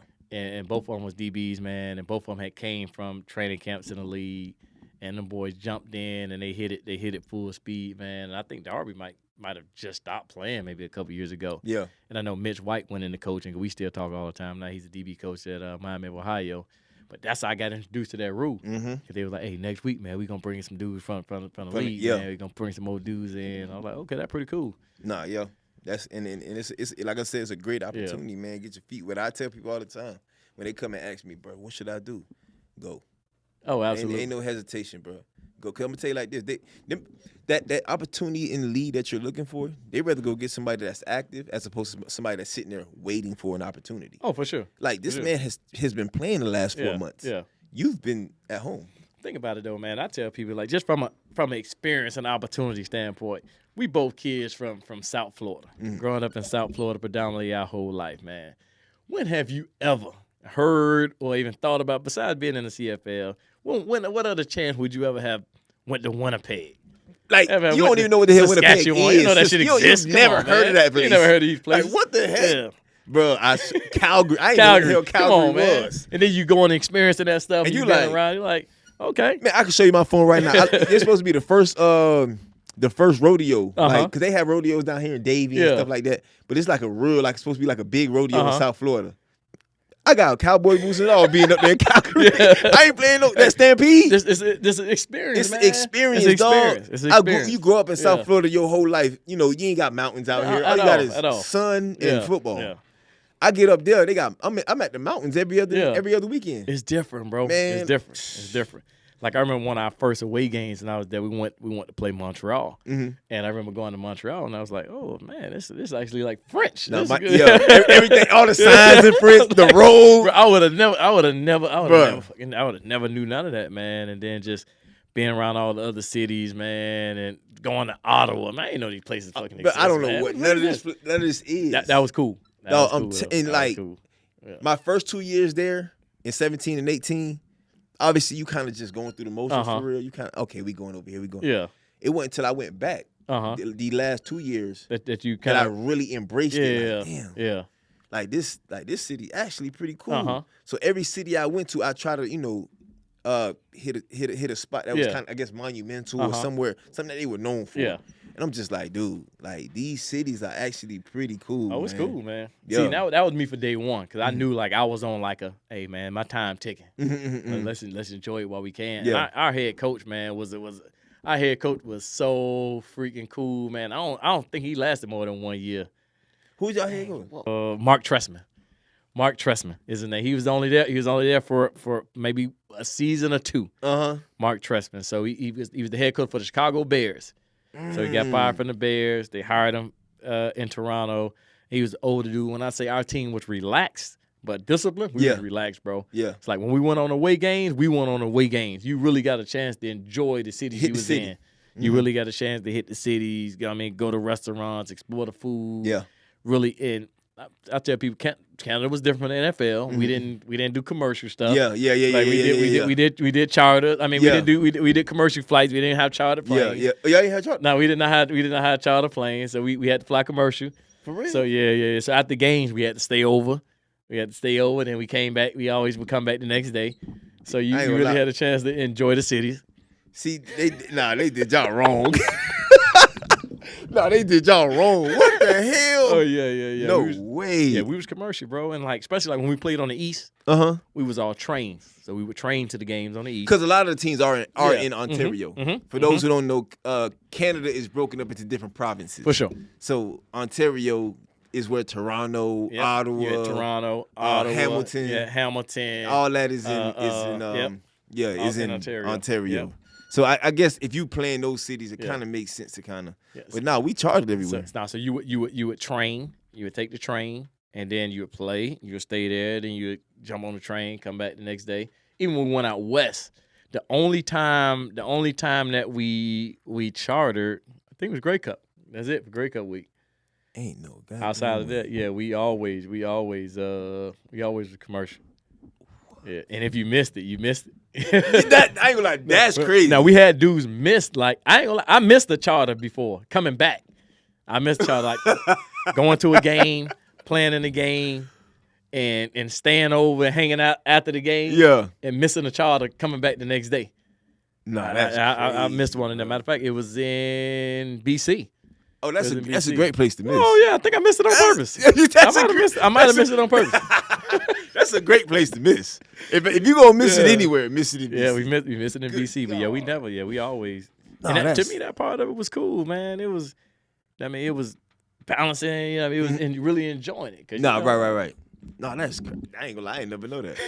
I thought everybody charted. Oh no, we were right there. We were right there on WestJet. Yeah, no, whole plane to ourselves. We only did that Grey Cup. That was it. The rest of that time, boy, they booked them tickets. You get your seat, whatever. You might not even be on the road with your team. You on there with regular people? Oh yeah, absolutely. But it was cool. It wasn't, it wasn't no. Damn. To me, it ain't feel like no inconvenience or nothing. No, right. It was. That's just how we operated. Nah, right. That was how we operated. And the thing is, if anybody should have like that stuff like that set up, it would be Toronto because they own all them teams. Yeah, they do. Blue Jays, the Raptors. They do. It's all the same organization that own all y'all. Yep. And the crazy thing, that year was the owner's first time winning the championship. Because when we won the Grey Cup in 2017, it was the first time of all their team because the Raptors hadn't won one yet. The Blue Jays hadn't won one. So y'all brought him the first one. Yeah, so when we bought the first, the ring's nice. Oh, yeah. Oh, the ring's nice. Because it was his first one. He went all out with it. For sure. But since then, though, you know what I mean, then you seen the Raptors got one, and they've been doing well. I think the Argos probably done won two more since then. They won last year. They won last year? Yeah. Oh, shit. Yeah, they won last year. Nice. You know, T-Time. T-Time playing, right? T-Time got two. You got two? With Toronto. Ooh, them boys on a run. Them boys on a run and they right chartering now. Yeah, I know they chartering right now. Them boys chartering now. Ain't no got no commercial. They chartering, man. Nah, but to that point, man, like you can hit the city and not having to worry about people bothering you. Oh, for sure. Because it's like, bro, it's Canada. They like hockey. Yeah, You got some cities like Saskatchewan that they don't have a hockey team. So they embrace it. Football is what that's them. Yeah. So you got certain cities, you might pop out and they gonna know you. But some cities, man, you kind of go and they kind of just like, all right, bro. Nah, most of that was chill. Yeah. But the thing I respected about it though, like they embraced their league. Like this is their NFL. Yeah. They didn't look. The people in Canada and the fans, they didn't look at it as this is the JV to the NFL. Yeah. Nah. This is our professional league. Sure. Like CFL, this is it. Yeah. So they gave it that level of respect. 100%. And I think that made it more legitimate. You know what I mean? It wasn't like they looked at it as, oh man, this ain't big time ball. Yeah. Like, nah, this what y'all grew up rooting for the New York Jets. We grew up rooting for this team. Yeah. Like that what made it cool to me, buying into their culture and stuff. That was absolutely that was big though, man. No, that was big. That jump was cool, man. And they paid for us for living. I don't know if y'all team was like that too. So yeah, you get a so it's almost like in your contract when you get your housing. Yeah. So it's pretty much just that amount just doesn't get taxed the same as everything else. Okay. So that's essentially they pay for it. Yeah. But it just a certain amount don't get taxed. And that's what intrigued me about it. And it was like, hey, look, man, like you're gonna pay your salary to play. We're gonna give you a housing stipend that comes in a separate check. Yeah. So you get that, whatever. I'm like, all right, so I'm gonna live for free. I'm gonna pretty much eat for free, and then you still gonna pay me to play. All right, cool, man. Let's do it's a no-brainer. Yeah. It's like, man, what am I doing? So absolutely, and like I tell other guys, like you said, you going up there with all those benefits, and you get film. Oh, coach, you get to get film. Go. Yeah. Like, what are you doing? Come on, man. What you doing sitting at home? You know what I'm saying? And they talking about, I'm waiting for the XFL or AY. Keep waiting. Bro, listen. Do you not see how those and no disrespect to those leagues, but it's like you see how they up and down. Every year they here, then they gone. This league been around 100+ years, man. The CFL has literally been around longer than the NFL. 100%. So if you talking about stability, bro, it's that's no-brainer, facts. dog. That's facts. Like, it don't make no sense for you not to go. Exactly. You know what I'm saying? But the CFL don't pay me, so I'm gonna stop going to war for them right now. But that's why you got to. You know what I mean? You need more guys with the experiences of yourself, though, man, to just get a real information. Because there's so many guys, man, that be turning away from these opportunities because they looking down on it. Yeah, they looking on it like, oh, it ain't good enough. I ain't make the NFL. That's it. You know what I mean? Instead of trying to extend their career, instead of trying to stay in an environment that's good ball and that's stable. Yeah. Because they ain't got people telling them the right stuff and they go try it. Yeah. So you know what I mean, they need to hear it, man. Anytime I get a chance to talk about it, I talk for days. No, that's facts. And so then now we get out of ball, man. We transition, we pivot. Like you said, you had been coaching while you were playing. So the transition and the pivot wasn't unfamiliar for you. So I guess just to hear your perspective on it, like how was that? I think the biggest thing, dog, my biggest adjustment was the time. With the time that went into it. When you playing, you like, all right, man, you go home at some point. Right. And you never realize when you go home, them coaches, they still there. Yeah. Like, that was the biggest adjustment because I'm like, bro, how much more shit can we do? Like, if we going to stay here 3-4 more hours, what we actually doing? You know what I mean? It took me to get in the coaching rhythm to realize that it is a lot of stuff to be done. Yeah. It's a lot of work to be done, a lot of time to be put in. So you sacrifice a lot of missing stuff. And I'm still ain't fully adjusted to that. All the stuff you miss, man, especially when you got kids and when you got a family, man, when you're married, you miss a lot of stuff at home. Yeah. I mean, you miss a lot of stuff at home. That's why your home life and everybody got to be down with being a part of a football family. Part of the plan, for sure. Because if not, man, like that shit hard. And then one thing I noticed, especially as a coach, move around a lot. Oh, yeah. Opportunities come and go, come and go. So bouncing from city to city, I know that could take a toll on the family. Oh, yeah. It take the biggest toll on the family because, you know what I mean, you, as a coach, you just pick up and move. Yeah. You leave everybody else to deal with the baggage. For sure. What's the unfair part? Yeah. I mean, when you ready to leave and when they need you there in 2 days, you jump on a flight and you gone. I mean, but it's your wife or your girlfriend and your kids that they left wanting like, man, are we gonna sell this house? We gonna rent it out? We gotta transfer kids to school. Yeah. You gotta tell your kids, man, hey, I know you like your group of friends. I know you like the people you're around. But you gotta lead them. You gotta move out of here. And that's the hardest part, man. And like I've been fortunate I've been coaching. This is year 7, or maybe going into year 8, and this season's the first time I've ever had to move. First time I've ever moved. Yeah. So it's the first time I've been through that with me and my family and my kids. So and it's still hard. Yeah. Even though only moving 3 hours up the road, bro, it's still like it's still hard because we don't do nothing. Like as the man, you don't do shit, and you leave everybody else with all the baggage and all the hard work to do. Yep. I think that's probably the hardest part, watching them struggle and suffer while you just go ahead and you just go coach. No, that's real, man. And speaking of family, you've been married for, you say you just celebrated 4 years? 4 years, yeah. 4 years. July 10th made 4 years. And as I asked you before, what's the secret, if there's a secret? Nah, hey man, I don't think it's a secret. I think everybody tell you the same stuff. Like I said, you just got to be willing, man, to fight.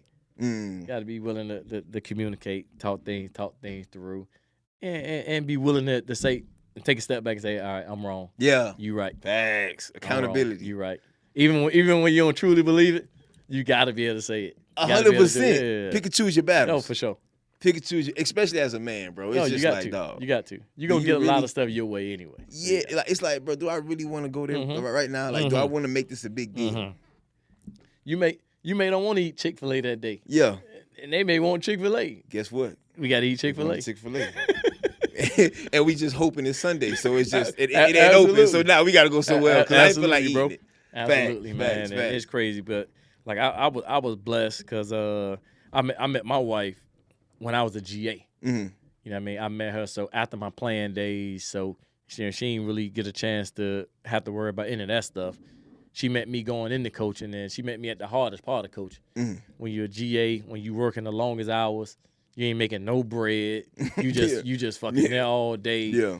And she was able to make it through that, and I was like, all right, though, this the one. Yeah, we good. For sure. We made it through this year. When I'm basically, man, you living at the office. 100%. So that was a blessing for me. Matter of fact, I'm gonna get in your business a little bit. Oh yeah, do that. In your business a little bit. You were in a public relationship. How was that? You said how was it? Yeah, like, I don't think you'd recommend it, but like, how was that dealing with that when your relationship is on Front Street? I think everybody's different. You know what I mean? Just like I think every situation, every relationship is different. Yeah, you got to go with what works for you and that other person at the time. Absolutely. You know what I mean? I think me and my wife now, man. I think we have a pretty good blend of, you know what I mean, what we share and what we don't. You know what I mean? But people see us together all the time. We do stuff all the time, and then we have stuff like, okay, like, we don't mind putting this out, and we don't mind, like, I'll come to her all the time, like, hey, you cool if I post this? Right. Oh yeah. Oh, you cool if I post this? Let me see it first. Facts. Stuff like that. You know what I mean? So we got to understand, and everything ain't gotta be. You ain't got to share every moment with everybody. And you got to be on the same page with your person. That's facts. To have that kind of agreement. That's facts. I actually seen it. This was years ago, man. I think it might have been D.L. Hughley. Him and his wife were being interviewed, and they asked him what's their secret. Yeah. And they was like, privacy. And then for a lot of people, it's like, bro, you're married. What the hell you talking about privacy? Yeah. And it's like, and for me, I understood what he was saying, because as much as we like to think that our partners tell us everything. Be for real. Like, come on. It's some skeleton somewhere. I'm pretty sure I don't want to know everything. Because I want to look at you as the person that I see. For sure. You know what I'm saying? I want to see you from God's eyes, not from human eyes. Hey, but we joke about this all the time as men, dog. We always say, like, man, once you in a relationship with somebody, man, and y'all bonding and y'all, you know what I mean, y'all getting to know each other, especially at our big old age we is now. Why you want to go back and try to find skeletons? Like, why you want to take yourself through that? Yeah. I mean, because as men, y'all know we jealous. Y'all know, man, we a jealous species. See, the thing is, and when we talk about jealous, right? Yeah. I think the jealous trait in us is not from a negative place. It's more from a possessive place. Because men, we're possessive. Yeah, I agree. Like, this is mine. Yeah. Like, you know what I'm saying? Regardless of whatever, you know what I'm saying? this is me. And I've made my mind up that this belongs to me, so I'm going to protect it. Yeah. Right? So I don't want to know, because then, like I said before, I feel like I'm gonna look at you a kind of way. You are, and you're gonna be dead wrong. Like, damn, you're gonna be dead wrong. And why did I even fish for that? 100%. I could have left it alone. 100%. That's like I'm married. That's like me and my wife tell me, oh yeah, we ride in the mall. Oh yeah, man, I went out on a date with that guy in high school. Like, a part of my heart gonna skip a beat, right? For no damn reason. That ain't got nothing to do with me. I want to be the only one. You ain't date nobody before me. Exactly. We that ignorant at times. We that ignorant. Facts. So, no, that's real talk. So some questions better off left not ask. I don't want to know about it. Leave me out of it. We gonna move forward from this point. Because on the flip side, and we all got to be honest too. On the flip side, we don't want them to ask us some questions either. I swear. Oh, listen, man. I plead the fifth. I don't know. I plead the fifth. No, that's real. Yeah. And you mentioned earlier where it was like, man, bro, ain't no. It's just we kind of just going. And and we're focusing on what's important, right? Keeping the main thing. But that's about you got to believe in chemistry. And you got to believe in the universe, man. Like when you meet your person, you know what I mean. When you meet them at life, gonna be the time you're supposed to meet them. Yeah. I mean, because I just use my wife for example. Like, and we joke about this all the time. Like when we met, we hadn't realized that we had been in the same circle and we've been at events and at some of the same stuff years before.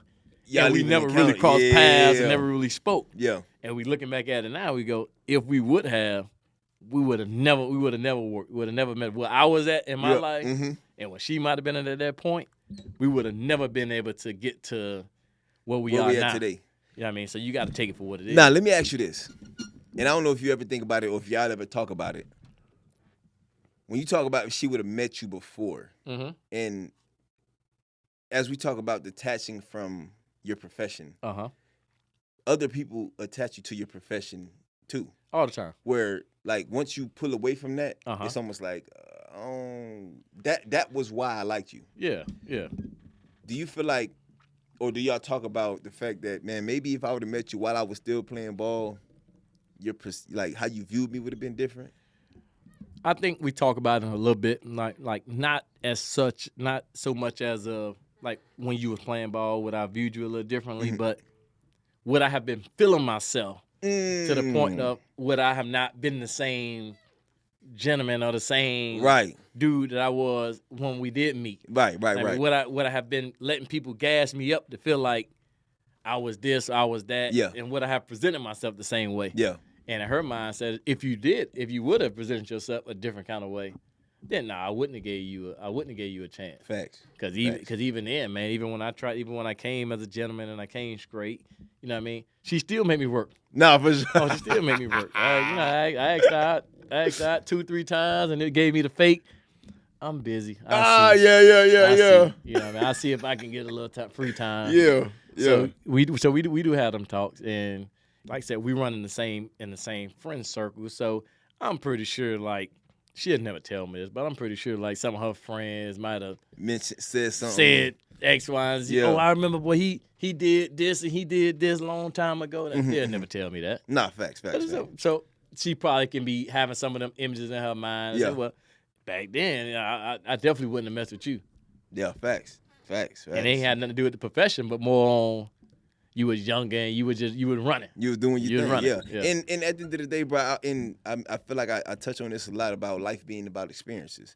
At the end of the day, rookie, like, once I got to a place when I was an older guy in the locker room, young cats would come in and I tell them, like, bro, go experience that, bro. Oh, yeah. Like, don't let these people tell you, hey, man, don't go do this. Bro, we're humans. We're naturally rebellious. Oh, yeah. So when somebody tell us not to do something, you want to go do it. I want to figure out why you telling me not to do You want to go do it. So I used to tell rookies, like, bro, you got a girl? Yeah. They be like, nah. Or they'll be like, you know what I'm saying? You know, I got a little, I'm dealing. Bro, don't make her your girlfriend yet. Because you going to want, bro, you literally just went from a broke college student. Yeah. You making M's now. You got a lot of money in your pockets.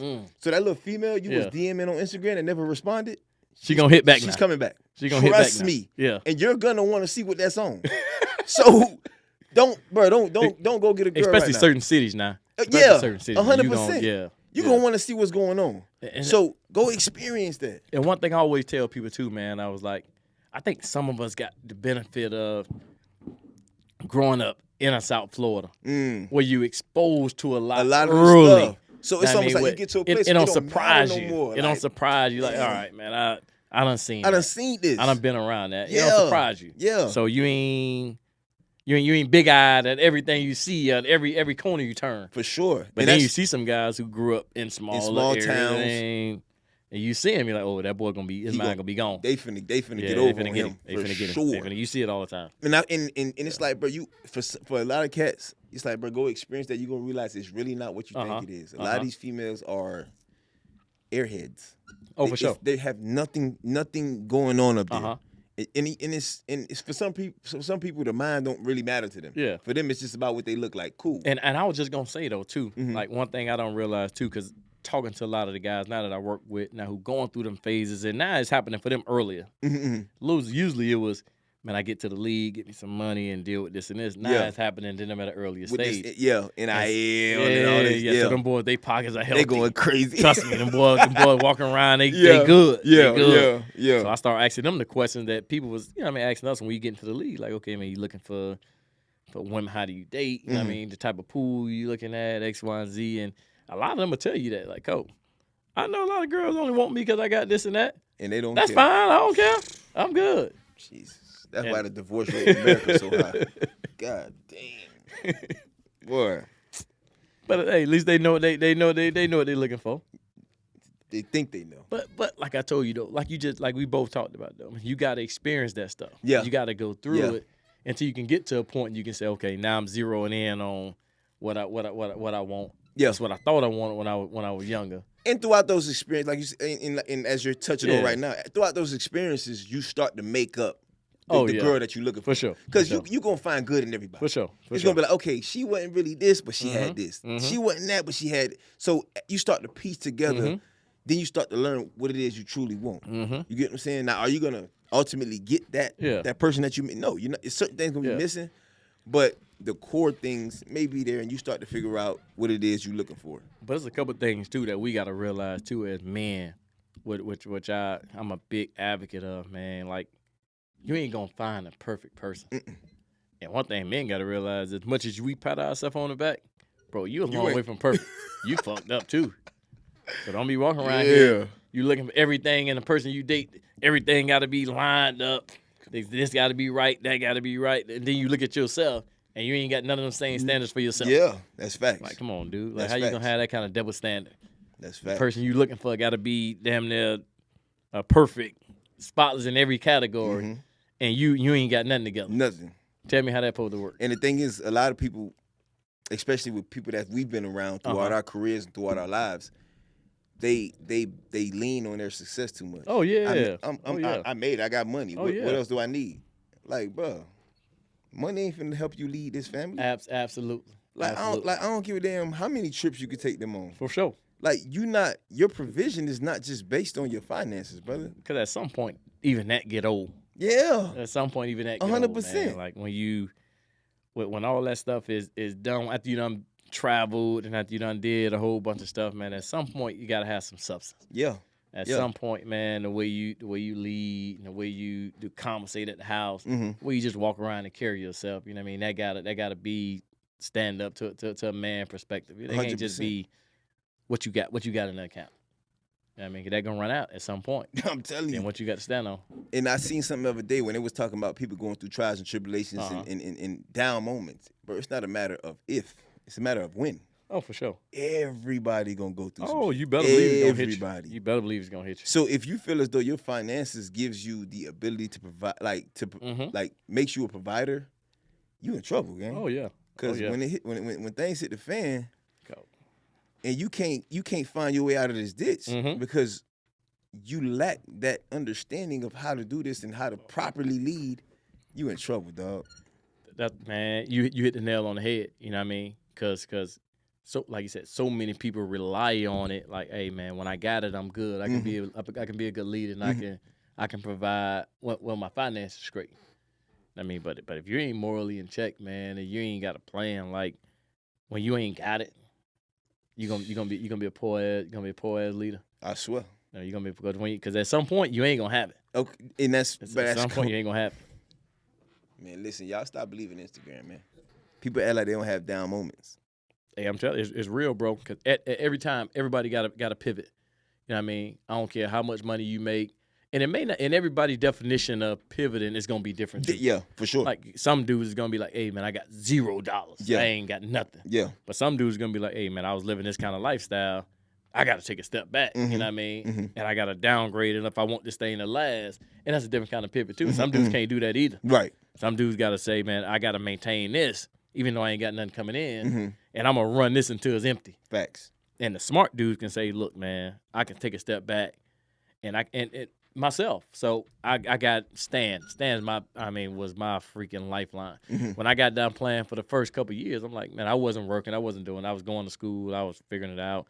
And Stan just pulled me to the side and like, hey, look, man, you got a head start in life, bro. Yeah. Like, you ain't got enough money never to work again. But you got a nice head start that a lot of other people ain't got. But if you want to live the same way right now that you're living when you got drafted in the second round, we need to find something else to do to provide for this lifestyle. Because, yeah, it's cool. You ain't going to feel it for the next 3 years. But after that, you're gonna be hurting. And he the one really set me down and told me that. And I was like, oh, so I ain't got to walk around buying this or buying that all the time still. They're like, nah, you still success. You still comfortable. Well, yeah. But you ain't got to do that. Yeah. You ain't got, why you need right now, you just retired. Why you need to go buy a $150,000 car? Yeah. You don't need that. Yeah. You'll be just as fine in the $60,000 car. Yeah. And be just as fine. And you got to pivot and say, okay, look, I ain't got to spend crazy like that. I can live a comfortable lifestyle, and this thing can last even longer. And you got to be strong to be able to do that. And I've had so many other homeboys that I played with that can't. They didn't. They can't. And I think, like what we spoke about earlier, it's that ego. Yeah. It's like, man, it's this image that I've created for myself that I got to maintain it.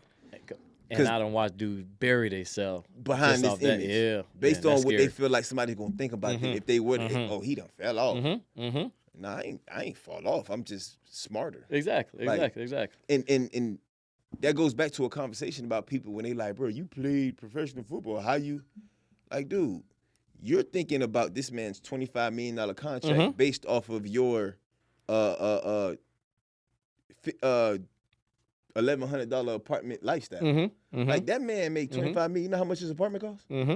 So, like, the more money you make, your lifestyle different. You know what I'm saying? It changes. Lifestyle different. He's not making that much money living in an apartment like you're living in. Exactly. Everything so it essentially it balances out. It does. And it's like, bro, you can't be. Oh, if I made all that money, I would never. Yeah, all right. And they don't realize the change in lifestyle. And some of it though, you have to a little bit, especially when your name start going up a little bit. You meet some of these guys in the league, man, who making money. They're getting a little bit of fame, and they're getting like, yeah, they may not want to go spend this amount on a house or this amount, but they security going demand it. Yeah, like they can't just go live in a $1,000 apartment and think people ain't going. They gonna find you. Think that everything gonna be all good, and you gonna wonder why my car's sitting on bricks when I walk out. Yeah, like, they can't do it. Even though as bad as they want to, they can't. Yeah, I gotta go live. It's a little bit more expensive. Got a little bit more security for my own sake. Absolutely. Like, yeah, my kid in daycare. He can't go to the neighborhood daycare that costs $500. Yeah, no, somebody been walked in there and snatched him. Nah, I gotta go to the daycare over here that may be $2,000 a month. Like I gotta pay it. Yeah, I mean, what can you do? Absolutely, that's facts. So they don't understand, and that that's what part people of it don't get. either. They don't get that part, man. Nah, dog. So we've been running it. We've been running it.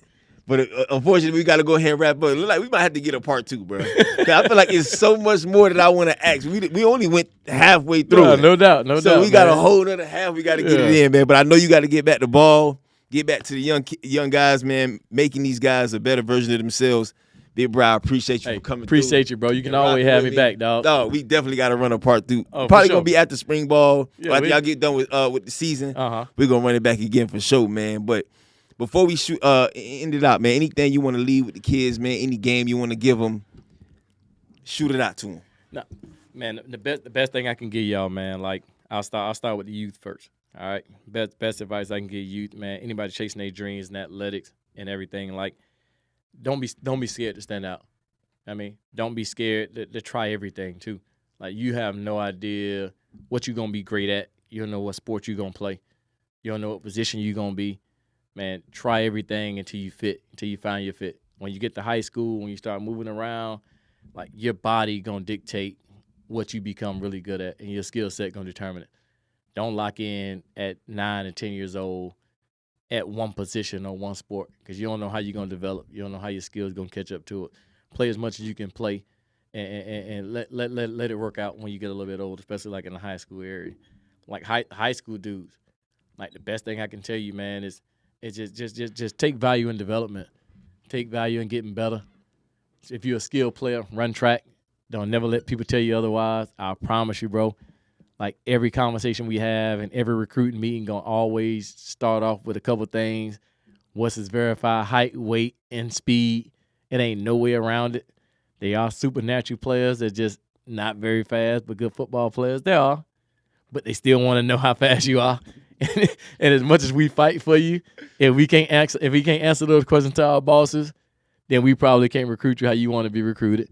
So I would say focus on that, focus on getting better, and then keep building relationships with every coach you can. Because football is real small, bro, and we change shirts as much as we change anything. So don't hold your nose down to no coach, or don't treat no coach a certain way just because of what logo you think he may have on his chest. Because at the same time, man, it was coaches that recruited me at lower level schools to come to their college, and they ended up coaching me in the NFL later on in my career. So they don't forget how you treat them in doing recruitment. So I always treat people with respect, man. That take you a long way. No, that's real, bro. We appreciate the game, man. We appreciate everything that you were dropping. Like you said, young cats, man, take heed. As I always say, take heed, take heed, take heed. It's nothing but wise and knowledgeable men and women who come onto this table and drop the game that they drop. And they try to give you game because, like I said, man, it's a lot of negativity out here, man. It's a lot of people that truly, really don't want to see you win, or they just don't want to see you doing better than them. And it's people like this that's trying to give you hope, to show you that there is a better way. It's much more out there for you to go get. You just got to go get it, man. You got to put in the work, because faith without work is dead. You got to get off the couch. And for those cats who are chasing this professional football dream, if the NFL doesn't seem to be working out right now, man, go up there to Canada. Get it in. Trust me. It's gonna pay dividends. Especially if you're a young cat. I'm a walking testament. I went up there early, and I got my shot back in the league. So go up there, man, get some film, put some good film out there, get that word, get your name out there buzzing, and come on back to the league, man. And y'all be good. And as always, with love.